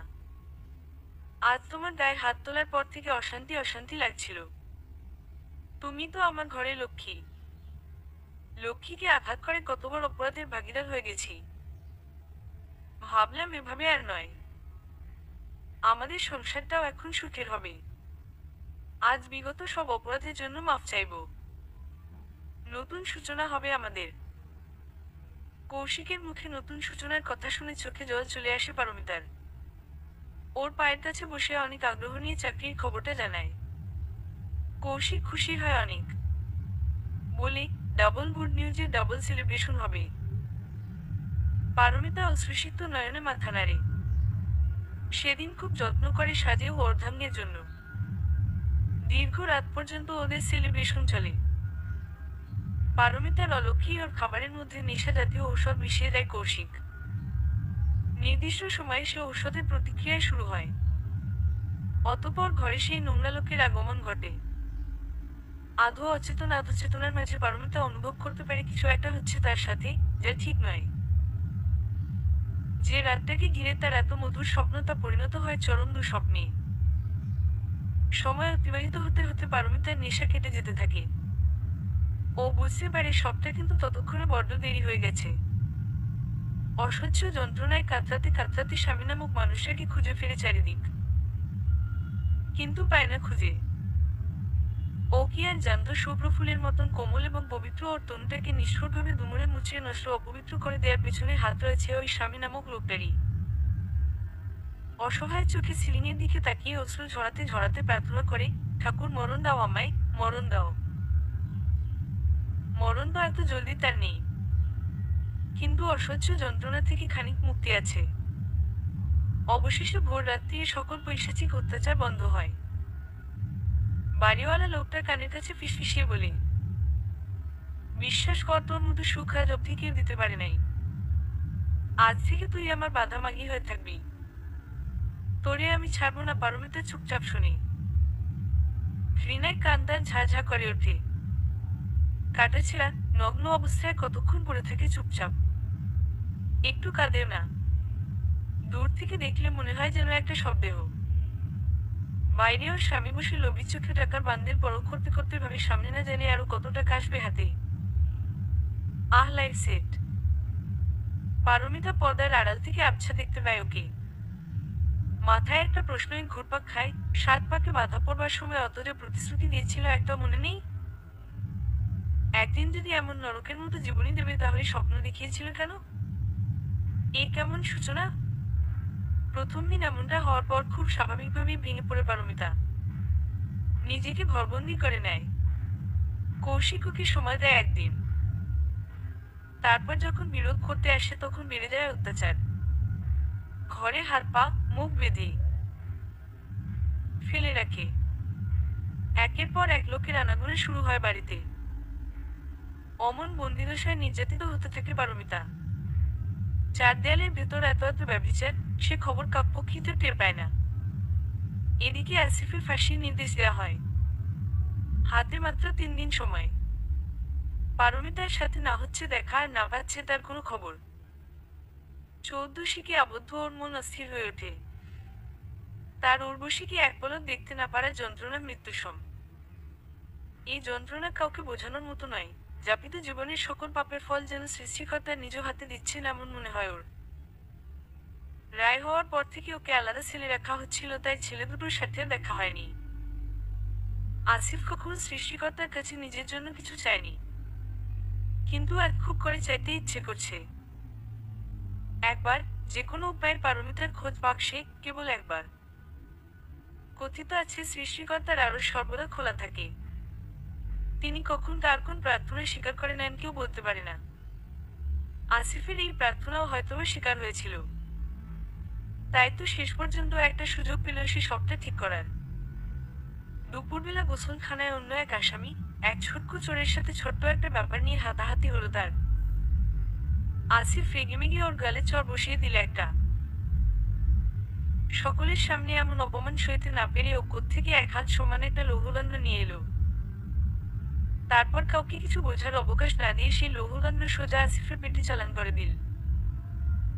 দণ্ডটার মাথা চোখা ছিল বিধায় পেটের বাসাইড আর পার হয়ে বেরিয়ে গেল সেটা। আসিফ পাল্টা প্রহার করার সুযোগ পেল না। আগে থেকে পুলিশের মার খেয়ে দুর্বল তার শরীরে এই আঘাত সইতে পারল না। রক্তক্ষরণ হয়ে চেতনা হারালো। তারপর ধরাধরি করে হাসপাতাল। একদিন পুরো লাগলো ওর চেতনা ফিরতে। কড়া নজরদারির উপর রাখা হলো ওকে। তবুও কিভাবে যেন ওই ছেলে দুটো ওর খোঁজ পেয়ে গেল। তারা ছদ্মবেশ ধারণ করে এসে আসিফের সাথে সাক্ষাৎ করলো। পারমিতার অবস্থা সম্পর্কে গম্ভীর হয়েছে ওরা অবগত। যা জানতো সবটা বলে দিল আসিফকে। আসিফ তো রেগেমেগে আগুন। পারলে এক্ষুনি গিয়ে কৌশিকের মুন্ডু ঘর থেকে আলাদা করে দেয়। কিন্তু ছেলে দুটো বলল এভাবে হবে না। সুষ্ঠু পরিকল্পনা করে তারপরই ওকে কুপঘাত করতে হবে। তার জন্য পুলিশের নজরদারি থেকে পালানো অত্যাবশ্যক। কথা হলো আজ রাতে যে কোনো উপায়ে ও পালাবে হসপিটাল থেকে। মধ্যরাতে হসপিটালে আকস্মাৎ আগুন লেগে গেল। লোকে বলে দুর্ঘটনা বলে কয় আসে না, কিন্তু এ দুর্ঘটনা ছিল পূর্ব পরিকল্পিত। আসিফের নির্দেশে ঘটে এই অগ্নিকাণ্ড। অন্যান্য রোগীদের সেফলি বের করতে পারলেও আসিফকে বের করা সম্ভব হয় না। অগ্নিকাণ্ডের সূত্রপাত তার কেবিন থেকেই। খুব বাজেভাবে আগুন গ্রাস করে নেয় পুরো কেবিন। সকলে ভাবে আগুনে পুড়ে মারা গেছে আসিফ। কিন্তু ও পূর্বেই সরে যায়। স্টাফ, ডাক্তাররা যখন রোগী নিয়ে ছুটোছুটি করছিল তখন এক ফাঁকেও বেরিয়ে যায়। কেউ খেয়াল করে না ওকে। তবুও সন্দেহ করতে পারে এজন্য আসিফকে পুরোপুরি গা ঢাকা দিয়ে থাকতে হবে। ছেলে দুটো অসুস্থ আসিফকে নিয়ে যায় মুক্তির বাড়িতে। মুক্তি তৎক্ষণাৎ একটা সুরক্ষিত স্থানে আসিফের থাকার ব্যবস্থা করে দেয়। আসিফের নতুন লড়াই শুরু হয় তারপর থেকে। এই লড়াই একটা মেয়ের জন্য, যাকে সে নিজের চাইতেও বেশি ভালোবাসে।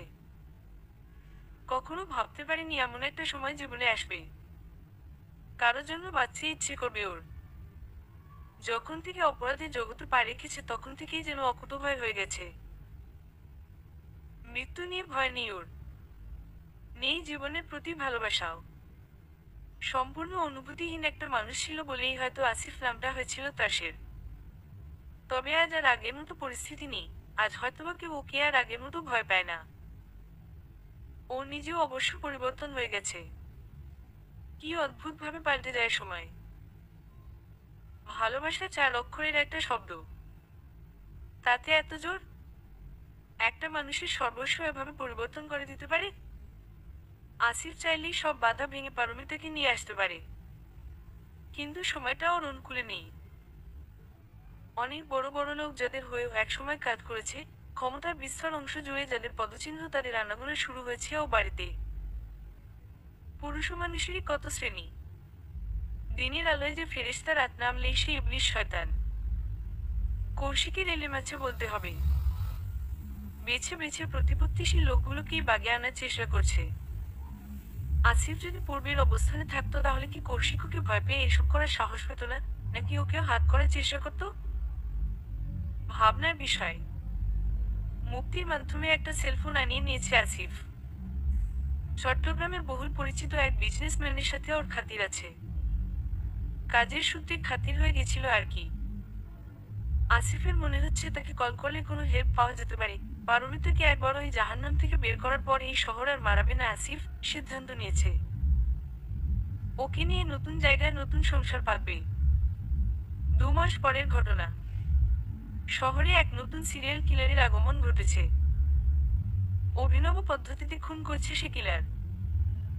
1.5-2 মাসে শহরের 5টা জায়গা থেকে ছিন্ন বিচ্ছিন্ন লাশ পাওয়া গেছে 5টা। যার মাথার উপর সাদা কাগজে লেখা থাকে ওর পাপের ঘোড়া পূর্ণ হয়েছে। শুধুমাত্র মাথা বাদে শরীরের প্রত্যেকটা অঙ্গ প্রত্যঙ্গ শতাধিক টুকরো করা হয়। 5টা মাথার মধ্যে 3টে মাথা শহরের 3 বিশিষ্ট ব্যক্তিবর্গের। একজন স্বনামধন্য ব্যবসায়ী, একজন প্রশাসনিক কর্মকর্তা এবং আরেকজন এমপি। বাকি দুটো লাশের মাথা থেকে চামড়া খুলে নেওয়া হয়েছে। চামড়া খুলে নেওয়ায় তাদের শনাক্ত করা যায়নি। কেবল মাথার খুলিটা পাওয়া গেছে। খুলিটা নিয়ে বেশ বিপাকে পড়ে গেছে ফরেন্সিক ডাক্তাররা। 5 খুন আলোড়ন সৃষ্টি করেছে পুরো দেশে। মিডিয়া জগতে বেশ মাতামাতি এ নিয়ে। টিভি খুললে এই এক খবর, ইন্টারনেটের সেম অবস্থা। বিরক্ত হয়ে টিভি, ফোন সব অফ করে বসে আছে কৌশিক। 5টা লাশের মধ্যে 3জন ওরই কাস্টমার ছিল। একসাথে একাধিকবার ভোগ করেছে ওরা পারমিতাকে। টাকাও দিয়েছে সবচাইতে বেশি। এত মালদার পার্টি হাতছাড়া হওয়ায় মেজাজে বিগড়ে আছে কৌশিকের। তারপর আবার বাড়িওয়ালা বুড়োটা আসছে না। নারায়ণগঞ্জে বোনের বাড়িতে যাবে বলে বের হলো, এখনো ফেরার নাম নেই। ওখানে কোনো কচি মেয়ে দেখে বিয়ে করে ফেললো নাকি?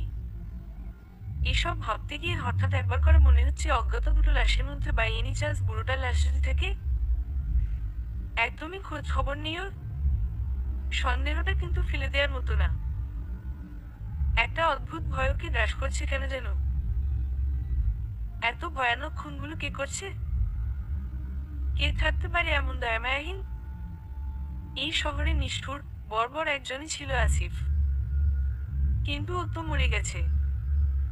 দ্বিতীয় আসিফ পয়দা হলো কিভাবে? নিশুতি রাতে তমসা আচ্ছন্ন একটা ঘরে চুপচাপ বসে আছে আসিফ। ঘরে অবশ্য ও একা নেই, আরো একজন আছে। ওর থেকে খানিক দূরেই চেয়ারে হাত পা বাঁধা অবস্থায়। তার জ্ঞান এখনো ফেরেনি। জ্ঞান ফেরার অপেক্ষা করছে আসিফ। কিছুটা সময় এমন নিস্তব্ধতায় অতিবাহিত হওয়ার পর ওপাশ থেকে সূক্ষ্ম একটা গোঙানির শব্দ ভেসে আসলো। কেউ জড়ানো গলায় নোংরা ভাষা প্রয়োগ করে বলল, কোন খানকি পোলা আমারে এমন বাইধা রাখছে রে? বেঁধে রাখা লোকটা জ্ঞান ফিরেছে বুঝতে পেরে ঠোঁটে বক্রহাসি ফুটে উঠল আসিফের। জোর গলায় ডেকে উঠল, মিন্টু লাইটটা জ্বালায় দিয়ে যা। জি বসো। দরজার ওপাশ থেকে উত্তর করল মিন্টু। অতঃপর খট শব্দে দরজা খুলে গেল। দরজার পাশেই সুইচ বোর্ড। সুইচ চেপে বাতি জ্বালানো মাত্র পুরো ঘরের সব অন্ধকার গায়েব।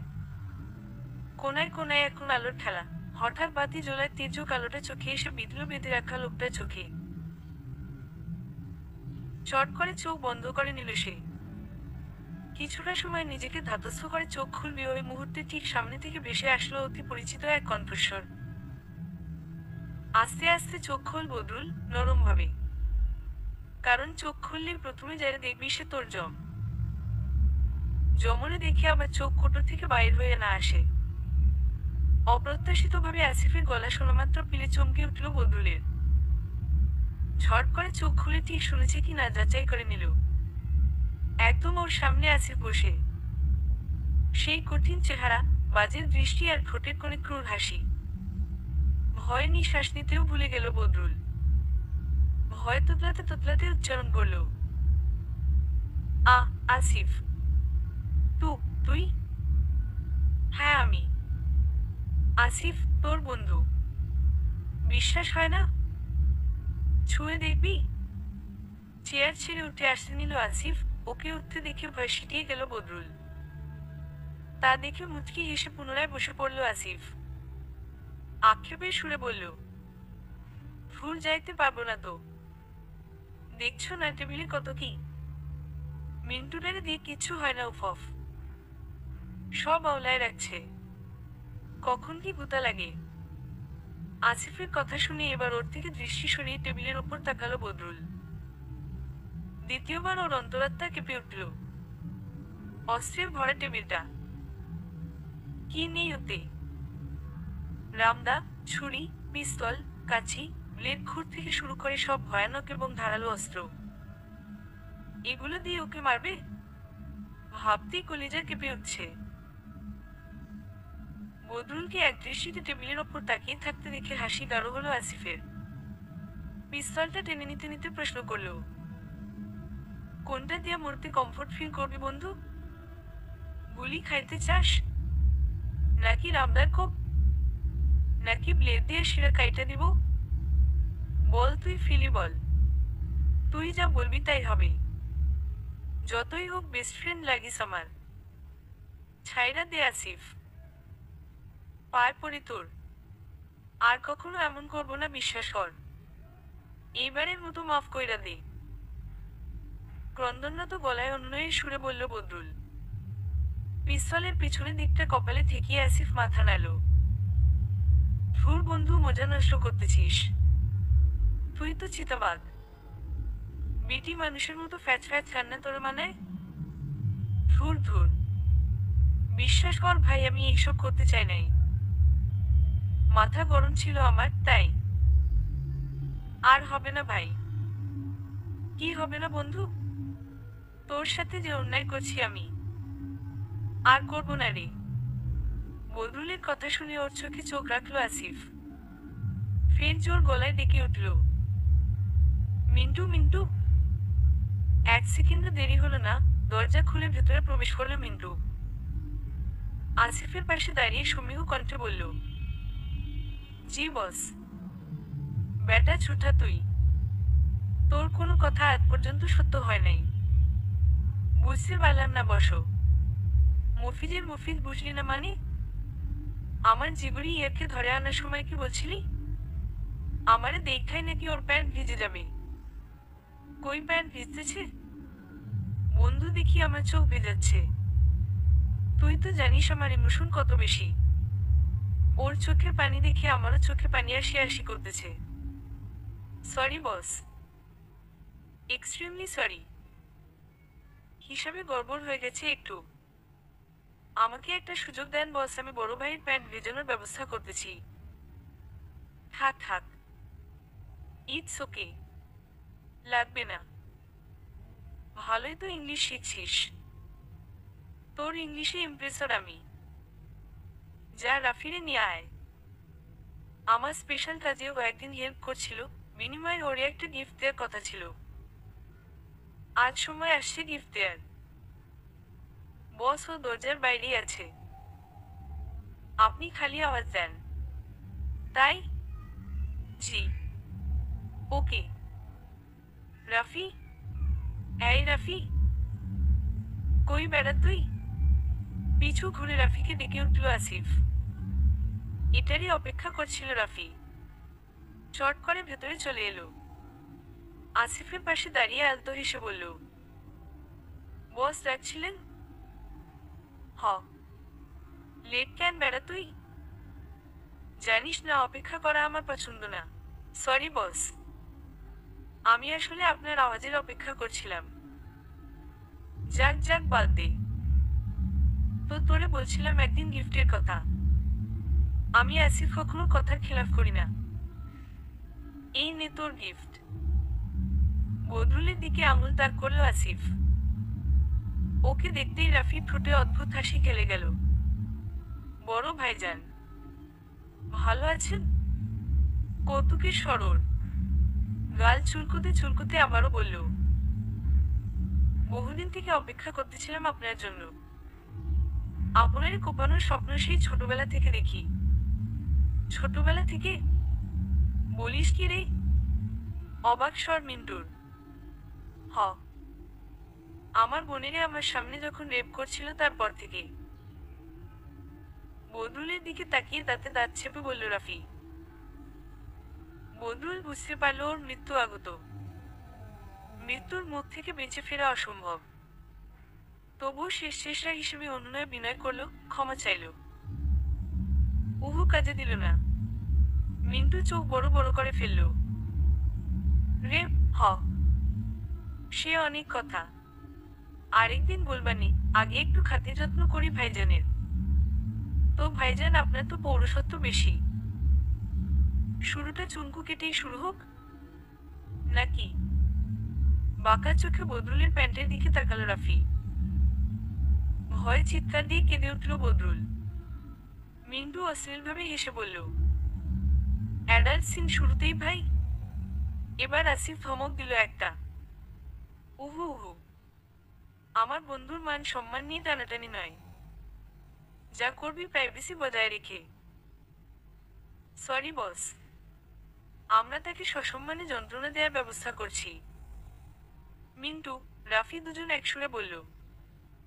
তারপর রাফি এগোতে এগোতে আসিফের দিকে প্রশ্ন ছুড়ে দিল, বসো মুখ বেঁধে নাকি মুখ খুলে? অবশ্যই বেঁধে। বন্ধুর চিৎকারে আমার ইমোশন জাগতে পারে। এই মিন্টু, ওর মুখ বাঁধ। আসিফের নির্দেশ পাওয়া মাত্র 1 সেকেন্ড সময় নষ্ট না করে মিন্টু ওর রুমাল দিয়ে বদরুলের মুখ বেঁধে ফেলল। বদরুল তো কান্নাকাটি, অনুনয় বিনয় করে শেষ। ওর মুখ বাঁধা হলে আসিফ সিগারেট ধরাতে ধরাতে চেয়ার ছেড়ে উঠে দাঁড়ালো।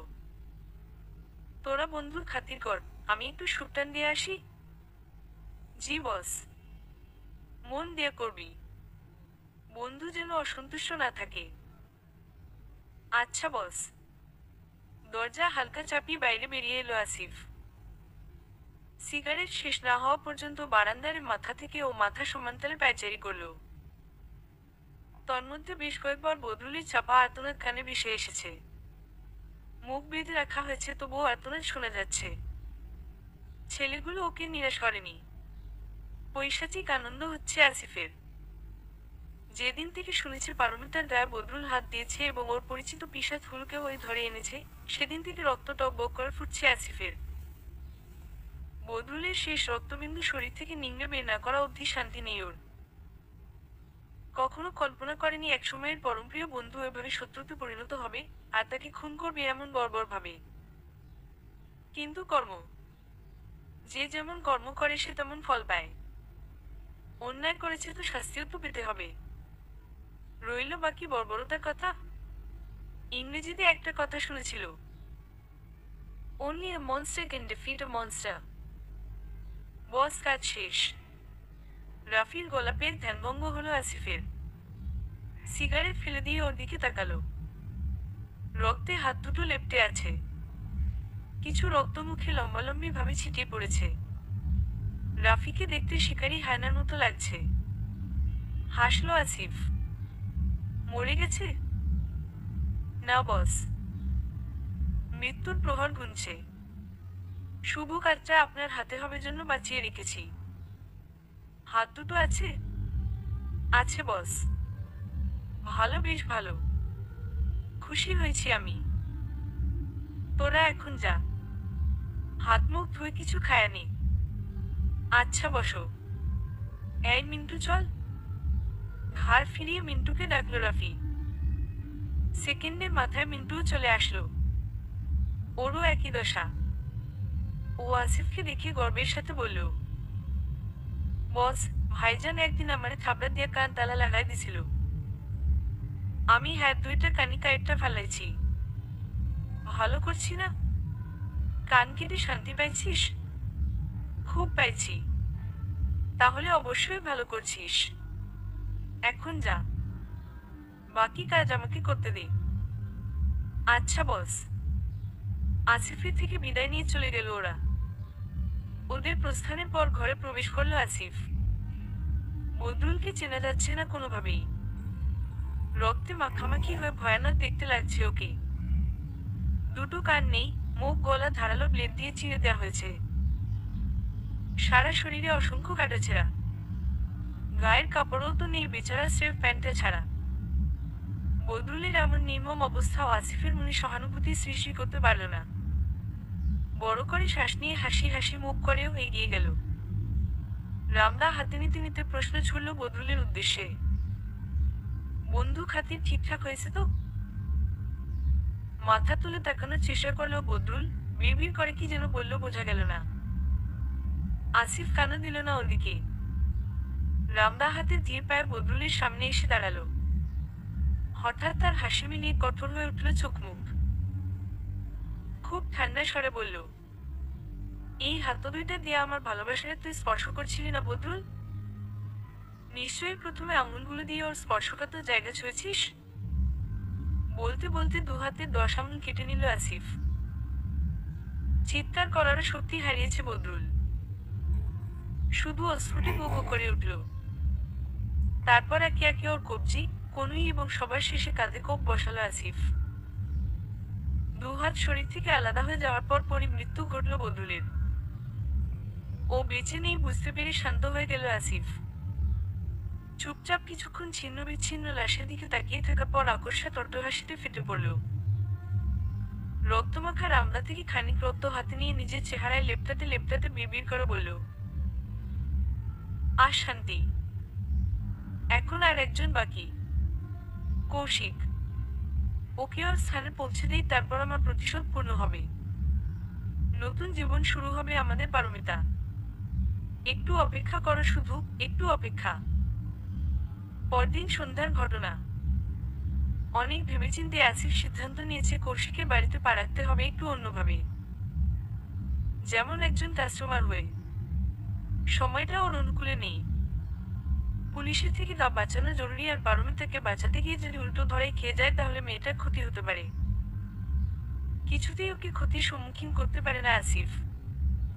তাই কাস্টমারের বেশি যাওয়াটাই নিরাপদ। এতে সহজে ও বাড়িতে ঢুকতে পারবে, আবার কেউ সন্দেহ করবে না।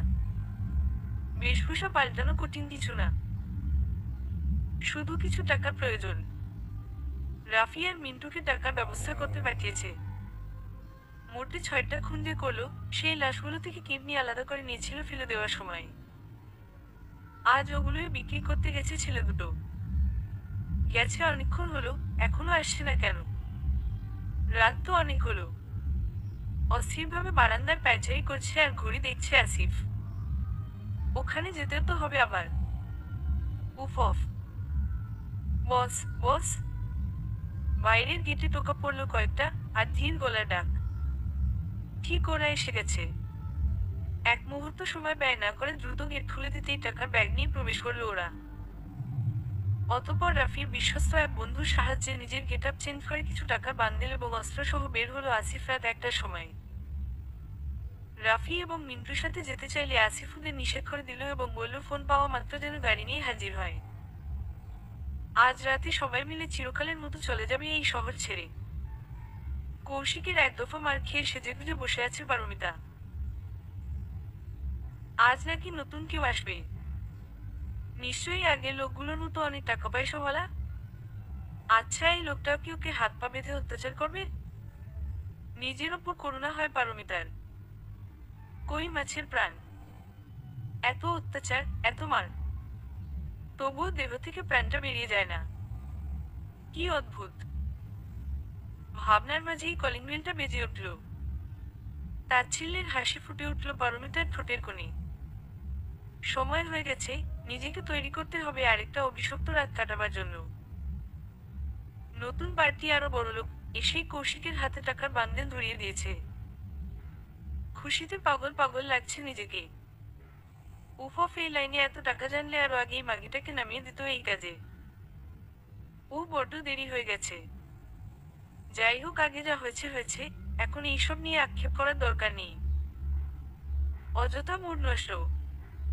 নতুন কাস্টমারের বেশ ধরে আসা আসিফকে সিটিং রুমে বসতে দিয়ে তালাবন্ধ ঘরটার দিকে এগিয়ে গেল কৌশিক। তালা খুলে মাথা বাড়িয়ে পারমিতাকে দেখে নিল। না, ঠিকঠাক লাগছে। এখন শুধু ক্যাচাল না করলেই হয়। গলার স্বর যথেষ্ট গম্ভীর করে কৌশিক বলল, খবরদার নখরা করবি না মাগি। কাস্টমার যেন নারাজ না হয় কোনোভাবে। যদি ভুলভাল কিছু করেছিস তাহলে আজকে তোর শেষ দিন মাথায় রাখিস। কৌশিকের ধমক শুনে পারমিতা নিষ্প্রভ দৃষ্টিতে ওর দিকে তাকালো। গলার জোরটাই শুধু আছে। শেষ দিন, শেষ দিন মুখে। নিজের ইনকাম সোর্স থেকে নিজের হাতে শেষ করতে চায়। পারমিতাকে চুপচাপ থাকতে দেখে ভ্রু কুচিয়ে একটা অশ্লীল গালি পাশ করে চলে গেল কৌশিক। আসিফ শুধু ওর কর্মকাণ্ডগুলোই দেখছিল। শরীর জ্বলতে শুরু করেছে ওর, পারলে এখনই শয়তানটার গায়ে আগুন জ্বালিয়ে দেয়। কিন্তু না, ধৈর্য ধরতে হবে। আগে পারমিতার সাথে দেখা করা জরুরি। মিতার সাথে দেখা করার পথটা কৌশিকই বাতলে দিল ওকে। তারপরে দুজনে বসে ইচ্ছে মতো মদ্যপান করল। নিজে লামছাম গলায় ঢাললো কিনা। কৌশিককেই সব মদ খাইয়ে দিল। নেশায় বুধ হয়ে চেতনাহীনের মতো পড়ে রইল কৌশিক সোফায়। অতঃপর আসিফ উঠে পারমিতার ঘরের দিকে গেল। দরজা খুলতেই ড্রেসিং টেবিলের ওপর আবেদনময়ী সাজে প্রণয়নী দেখা মিলল আসিফের। চড়া মেকআপের আস্তরণে নিজের ব্যথাগুলো ঢাকবার আপ্রাণ চেষ্টা করেছে মেয়েটা। ওকে দেখে চোখে জল চলে এলো। ওদিকে পারমিতা নির্বিকার চিত্তে তাকিয়ে আছে। দেহের গড়ন খুব পরিচিত লাগছে কেন যেন। কিন্তু তা নিয়ে মাথা ঘামাতে চাইছে না মিতা। কারণ সেটা অসম্ভব। কেবল অপেক্ষা করছে কখন লোকটা ওকে গ্রাস করতে এগিয়ে আসে। আসিফ ওকে চুপচাপ দাঁড়িয়ে থাকতে দেখে বুঝতে পারলো হয়তোবা চিনতে পারেনি তাকে। মাথা থেকে ক্যাপ এবং রাতের বেলা লাগিয়ে রাখা সানগ্লাসটা খুলে হাতে নিল। রাফির এক বন্ধুর প্রচেষ্টায় যে প্রস্থেটিক মেকআপ লেপটানো হয়েছে মুখে তা তো মুছতে পারল না, তবে নিজের সবটুকু অনুভূতি দিয়ে জানান দিতে পারল নিজের পরিচয়। ধীর পায়ে হেঁটে পারমিতার মুখোমুখি দাঁড়িয়ে ওর গালে হাত রেখে গভীর আবেগে ডেকে উঠল, পারমিতা, আমার উর্বশী। কেমন আছো? এতদিন বাদে অপ্রত্যাশিতভাবে পরিচিত একটা কণ্ঠে নিজের নাম উচ্চারিত হতে দেখে ঈষৎ কেঁপে উঠল পারমিতা। অবাক চোখে মানুষটার দিকে তাকিয়ে বোঝার চেষ্টা করলো কে সে। মুখের আদলটা পরিচিত লাগছে। হাত বাড়িয়ে সেও মানুষটার গাল ছুঁয়ে দিল। এতটুকু স্পর্শ পেয়ে শিরায় শিরায় রক্ত চলাচল দ্রুত হয়ে গেল আসিফের। চোখ বন্ধ করে ফেলল ও। বন্ধ দু চোখের পাপড়িগুলো ঈষৎ কেঁপে কেঁপে উঠল যেন। তারপর দুফোঁটা অশ্রুদানা গড়িয়ে পড়ল চোখ থেকে। পারমিতা আর্দ্র গলায় বলল, বড্ড দেরি করে ফেললে আসিফ, বড্ড দেরি করে ফেললে। পারমিতার কান্না ভেজা কণ্ঠে চোখ খুলে গেল আসিফের। অপর হাতটা ওর অন্য গালে রেখে মুখটা আজরা ভরে নিয়ে ফিসফিসিয়ে উত্তর করল, আমি তোমায় নিয়ে যেতে এসেছি মিতা। এটা অসম্ভব আসিফ, আমি আর তোমার যোগ্য নই। আমি তো কলঙ্কিনী, অচ্ছুত, নরকের কীট, শোষস। এসব বলবে না মিতা। তুমি আমার প্রণিনী, অতি পবিত্র, স্বর্গের দেবীর মতো। তোমার গায়ে কখনো কলঙ্ক আসতে পারে না, কোনোভাবেই না। তুমি সর্ব উপায় সবসময় আমার যোগ্য। কিন্তু কোনো কিন্তু নয়। আজ তোমার রুদ্ধ জীবনের শেষ দিন মিতা।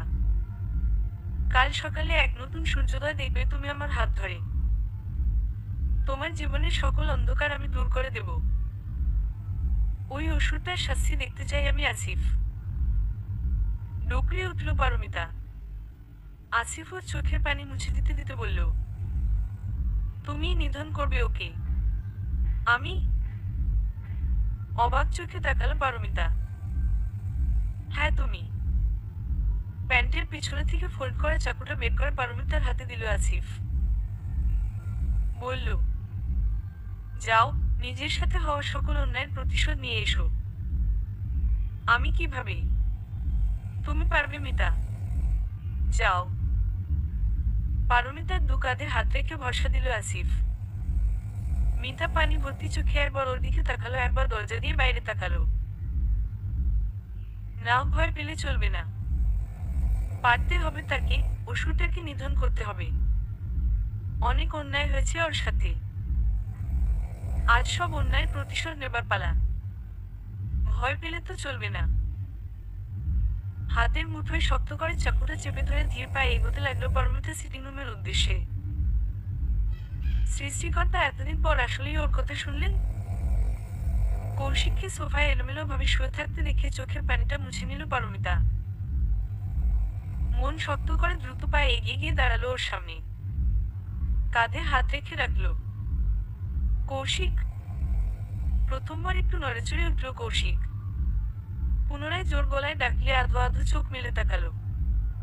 অস্ফুট স্বরে বলল, পারো মিতা। ওকে আর কিছু বলার সুযোগ দিল না মিতা। চাকুটা আরো শক্ত করে ধরে চোখের পলকে বসিয়ে দিল কৌশিকের কণ্ঠনালী বরাবর। আচানক আক্রমণে চোখ বড় বড় হয়ে গেল কৌশিকের। বা হাত দিয়ে ও পারমিতাকে ধরার চেষ্টা করলো, কিন্তু পারল না আসিফের জন্য। সেই সুযোগ চাকুটা টেনে বার করলো পারমিতা। সাথে সাথে উষ্ণ কিছু রক্ত ছিটে এলো ওর মুখে। ও তাকালো আসিফের দিকে। আসিফ মৃদু হেসে চোখের ইশারা দিল। ও পুনরায় কৌশিকের দিকে ফিরে এলো, বা তার শরীরের বিভিন্ন জায়গায় কোপ বসাতে লাগলো। মাতাল কৌশিক অস্ফুট আর্তনাদ করতে করতে বড় বড় চোখ মিলে অবাক নয়নে তাকিয়ে থাকলো পারমিতার দিকে। কিন্তু ফুটবল নারীর এ অন্যরূপ মানতে পারল না তার মস্তিষ্ক। সে থামাবে বলে কিছু বলার চেষ্টা করলো, কিন্তু পারল না। গভীর আঘাতের ফলে খানিক বাদেই মৃত্যুর কোলে ডলে পড়ল। ক্রোধে অন্ধ হয়ে কৌশিককে আঘাতের পর আঘাত করার পর যখন থামল পারমিতা, তখন সে এক অন্যরকম সত্তা। রক্তে মাখামাখি ওকে দুহাতে জড়িয়ে নিল আসিফ। আসিফের বুকে মুখ গুজে ডুকরে কেঁদে উঠল। আমি পেরেছি আসিফ, অসুরটাকে শেষ করতে পেরেছি। হ্যাঁ সোনা, পেরেছ তুমি। আজ থেকে তোমার মুক্তির দিন শুরু। পরিশেষ। জীবন থেকে হারিয়ে গেছে 5টি বছর। পারমিতা আর আসিফের সংসার জীবনেরও 5 বছর হয়ে গেল। এত ঝড় ঝাপটার পর অবশেষে আসিফ তার ভালোবাসাকে আপন করতে পেরেছে। সেদিন রাতে কৌশিককে ভয়ানকভাবে আঘাত করার পর ওকে বেঁধে গাড়ি করে রওনা হয় আসিফরা। পথে একটা জঙ্গলের মতো জায়গায় আহত ওকে এবং গাড়িটাতে কেরোসিন ঢেলে আগুন জ্বালিয়ে সব প্রমাণ চিরকালের মতো বিলীন করে দেয়। এবং পূর্ব পরিকল্পনা অনুযায়ী রাফি, মিন্টু আর মুক্তি সহ ওরা দুজন চট্টগ্রামে চলে আসে। কয়েকদিন রাফি, মিন্টু মুক্তি ওদের সাথেই ছিল। 6 মাস পর রাফি আর মুক্তি বিয়ে হয় এবং ওরা ইন্ডিয়ায় চলে যায়। মিন্টু থেকে যায় আসিফের সাথে। অপরাধ জগৎ থেকে ফেরা সহজ নয়। আর আসিফের মনে হয় দুর্বল হয়ে গেলেই তার ওপর সবলদের অত্যাচার বেড়ে যাবে। চট্টগ্রামে ওই ব্যবসায়ীর সাহায্যে আন্ডারওয়ার্ল্ডে প্রবেশ করে আসিফ। একটা লাশ ফেলে সে হয়ে যায় আন্ডারওয়ার্ল্ডের রাজা। পারমিতা অবশ্য এসব কিছুই জানে না। ও জানে একটা স্বল্প বেতনে চাকরি করছে আসিফ। 2 কামরার ছোট্ট ফ্ল্যাটে ওদের টোনাটুনির সংসার, যেখানে অভাব থাকলেও ভালোবাসার কমতি নেই। ভালোবাসাটা অবশ্য একপাক্ষিক বলা চলে। পারমিতা এখনো স্বীকারোক্তি করেনি তার ভালোবাসার। নিজেকে আজও গুটিয়ে রাখে। ওদের সম্পর্কটা এখনো স্বাভাবিক হতে পারেনি। আপ্রাণ চেষ্টা করে আসিফ, কিন্তু পারমিতার তরফ থেকে কোনো চেষ্টা নেই। ও পারে না নিজেকে মেলে ধরতে। এখনো অপবিত্র অচ্ছুত মনে করে নিজেকে। আসিফের চোখে চোখ রাখে না, ঠিকমতো কথাও বলে না কিংবা হাসে না। খুব কষ্ট হয় আসিফের। এভাবে আর কতদিন? ওকে স্বাভাবিক করার জন্য কম চেষ্টা তো করছে না। এই তো আজ বিকেলে ওকে বিষণ্ণ দেখে কোথা থেকে ঘুরিয়ে নাড়িয়ে ব্যবস্থা করলো। সারা বিকেল ও বাড়ির ছেলে মেয়েগুলোর সাথে ঘুড়ি ওড়ানোর প্রতিযোগিতা করলো ওরা। সূর্য অস্ত যেতেই যখন ঘুড়ি উৎসব থামলো, তখন আবার ছাদের মধ্যে শীতল পার্টি বিছিয়ে ওকে নিয়ে বসলো গল্প করবে বলে। নিজের ছোটবেলাকার গল্প, ভবিষ্যৎ নিয়ে ভাবনা, কত শত কথা বলে মন ভালো করার চেষ্টা করলো। পুরোটা সময় মুখে কৃত্রিম হাসি ফুটিয়ে রাখলো পারমিতা। মন থেকে খুশি হতে পারে না কিছুতেই। তবে আসিফও পণ করেছে এভাবে ওকে নিজের মাঝে গুটিয়ে থাকতে দেবে না। প্রাপ্য ভালোবাসাটা আদায় করে নেবে ওর থেকে। ভালোবাসা তো ওর ভেতরে তৈরি হয়েছে, কিন্তু প্রকাশ করতে চাইছে না। আজ প্রকাশ করিয়েই ছাড়বে আসিফ। অনেকদিন পর একসাথে দীর্ঘ সময় কাটানোর পর হঠাৎ আসিফ অদ্ভুত আবদার করে বসল পারমিতার কাছে। ওকে নাকি আপন করে চায়। এই কথা শুনে কুঁকড়ে গেল পারমিতা। ওর মতো নোংরা মানুষের সাথে কেন আসিফ জোড়াতে চাইছে নিজেকে? বুক ফেটে কান্না আসতে চাইছে ওর। আসিফকে পুরোদস্তুর উপেক্ষা করে বেরিয়ে যেতে চাইছিল পারমিতা, কিন্তু পারল না। একদম হুট করে আকাশে মেঘেরা গর্জে উঠল। পারমিতা লক্ষ্য করল কিছুক্ষণ পূর্বে তারাবর্তী আকাশটা আর নেই। সম্ভবত কালো মেঘের আস্তরণ তারাগুলোকে গ্রাস করে নিয়েছে। মিনিটখানি বাদে হাওয়ারও রূপ বদল হয়ে গেল। নিশ্চয়ই বৃষ্টি আসার সংকেত। জলদি হাতে ছাদে মেলে দেয়া কাপড়গুলো নামাতে শুরু করলো ও। আসিফ উপেক্ষিত হয়ে চুপচাপ দাঁড়িয়ে থাকলো ওখানে। কাপড় তুলতে তুলতে টিপটিপ বৃষ্টি শুরু হলো প্রকৃতিতে। আসিফকে তাড়া দিয়ে দ্রুত পায়ে নেমে যেতে উদ্যত হলো পারমিতা। ওকে ক্রস করে 1 পা বাড়ানো মাত্র পুনরায় থামতে বাধ্য হলো। ওর হাত আটকা পড়েছে আসিফের বজ্রমুষ্টিতে। দীর্ঘ একটা শ্বাস ফেলে ও ফিরে তাকালো। প্লিজ ভেতরে চলো, বৃষ্টি আসবে। আসিফ সে কথার পৃষ্ঠে শক্ত গলায় উল্টো প্রশ্ন করলো, তুমি আমায় গ্রহণ করবে না? পাগলামি করো না আসিফ। তুমি আমায় গ্রহণ করবে কিনা বলো? আমি পারবো না আসিফ। কেন পারবে না? প্রশ্নের উত্তরে কিছু বলার নেই পারমিতা, তাই চুপ করে রইল। ওকে চুপ থাকতে দেখে পুনরায় প্রশ্ন করলো আসিফ, কেন পারবে না বলো? এবারেও চুপ পারমিতা। ঠিক আছে, চুপ করেই থাকো তুমি। তবে একটা কথা শুনে রাখো, আজ যদি আমাকে ফিরিয়ে দাও এভাবে, তাহলে এই রাতেই আমার মৃত্যু ঘটবে। তোমার চোখের সামনে নিজের প্রাণ নিয়ে নেব আমি। আসিফের মুখে এমন ধারা কথা শুনে ভেতরটা কেঁপে ওঠে পারমিতার। খুব করে ইচ্ছে হয় ওর মুখটা চেপে ধরা, বলতে এমন কথা বলতে নেই আসিফ। তোমার কিছু হয়ে গেলে আমি কিভাবে বাঁচবো? কিন্তু পারে না বলতে। নিজের গণ্ডি পেরিয়ে আসিফের দিকে ধাবিত হওয়া অসম্ভব। সে ওপাশে ঘুরেই বলে, তোমার যা মন চায় করো। আমার কিছু হয়ে গেলে তোমার কোনো ফারাক পড়বে না? না। আচ্ছা। পারমিতার হাতটা ছেড়ে দেয় আসিফ। তবে তাই হোক। আজ এখনই সমাপ্ত হয়ে যাক আসিফের গল্প। পারমিতা ভাবে ওকে আটকাতে এসব বলছে আসিফ। কানে তোলে না সে। আঁচলে মুখ চেপে নেমে যেতে উদ্যত হয়। সিঁড়ির চাতালের কাছে আসা মাত্র টুং করে ছোট্ট একটা শব্দে থেমে যায় ওর পাজোড়া। হ্যাঁ না করতে করতে ফিরে তাকাতেই আটকে ওঠে সে। আফিসের বা হাত দিয়ে গোলগোল করে রক্ত ঝরছে। তবুও তার মধ্যে কোনো হেলদোল নেই। টুকটুকে লাল চোখে এক দৃষ্টি দিশে তাকিয়ে আছে পারমিতার দিকে। রক্ত দেখে কাপড় ফেলে পাগল পাড়া হয়ে ছুটে আসেও। আসিফের কাটা হাত নিজের নরম হাতের মুঠোয় নিয়ে কাঁদতে কাঁদতে বলে, এটা কি করলে তুমি? এভাবে আঘাত করলে নিজেকে? তোমার কিছু হয়ে গেলে? কথা সম্পূর্ণ করে না পারমিতা। আমার কিছু হয়ে গেলে তোমার কি? একরাশ অভিমান ঝরে পড়ে আসিফের কণ্ঠে। পারমিতা ব্যাকুল হয়ে তাকায় ওর দিকে। কাতর স্বরে বলে, আমি তোমায় বড্ড ভালোবাসি। বুঝতে পারো না? আসিফের ঠোঁটের কোণে হাসির রেখা ফুটে ওঠে। কি বললে আরেকবার বলো? ভালোবাসি তোমাকে। ভালোবাসি, ভালোবাসি, বড্ড বেশিই ভালোবাসি। ওর গালে হাত রেখে ডুকরে কেঁদে উঠতে পারমিতা। আসিফ ওর গালে রাখা পারমিতার হাতটা নিজের হাতের মুঠোয় নিয়ে নেয়। ওতে আলতো করে চুমু খায় একটা।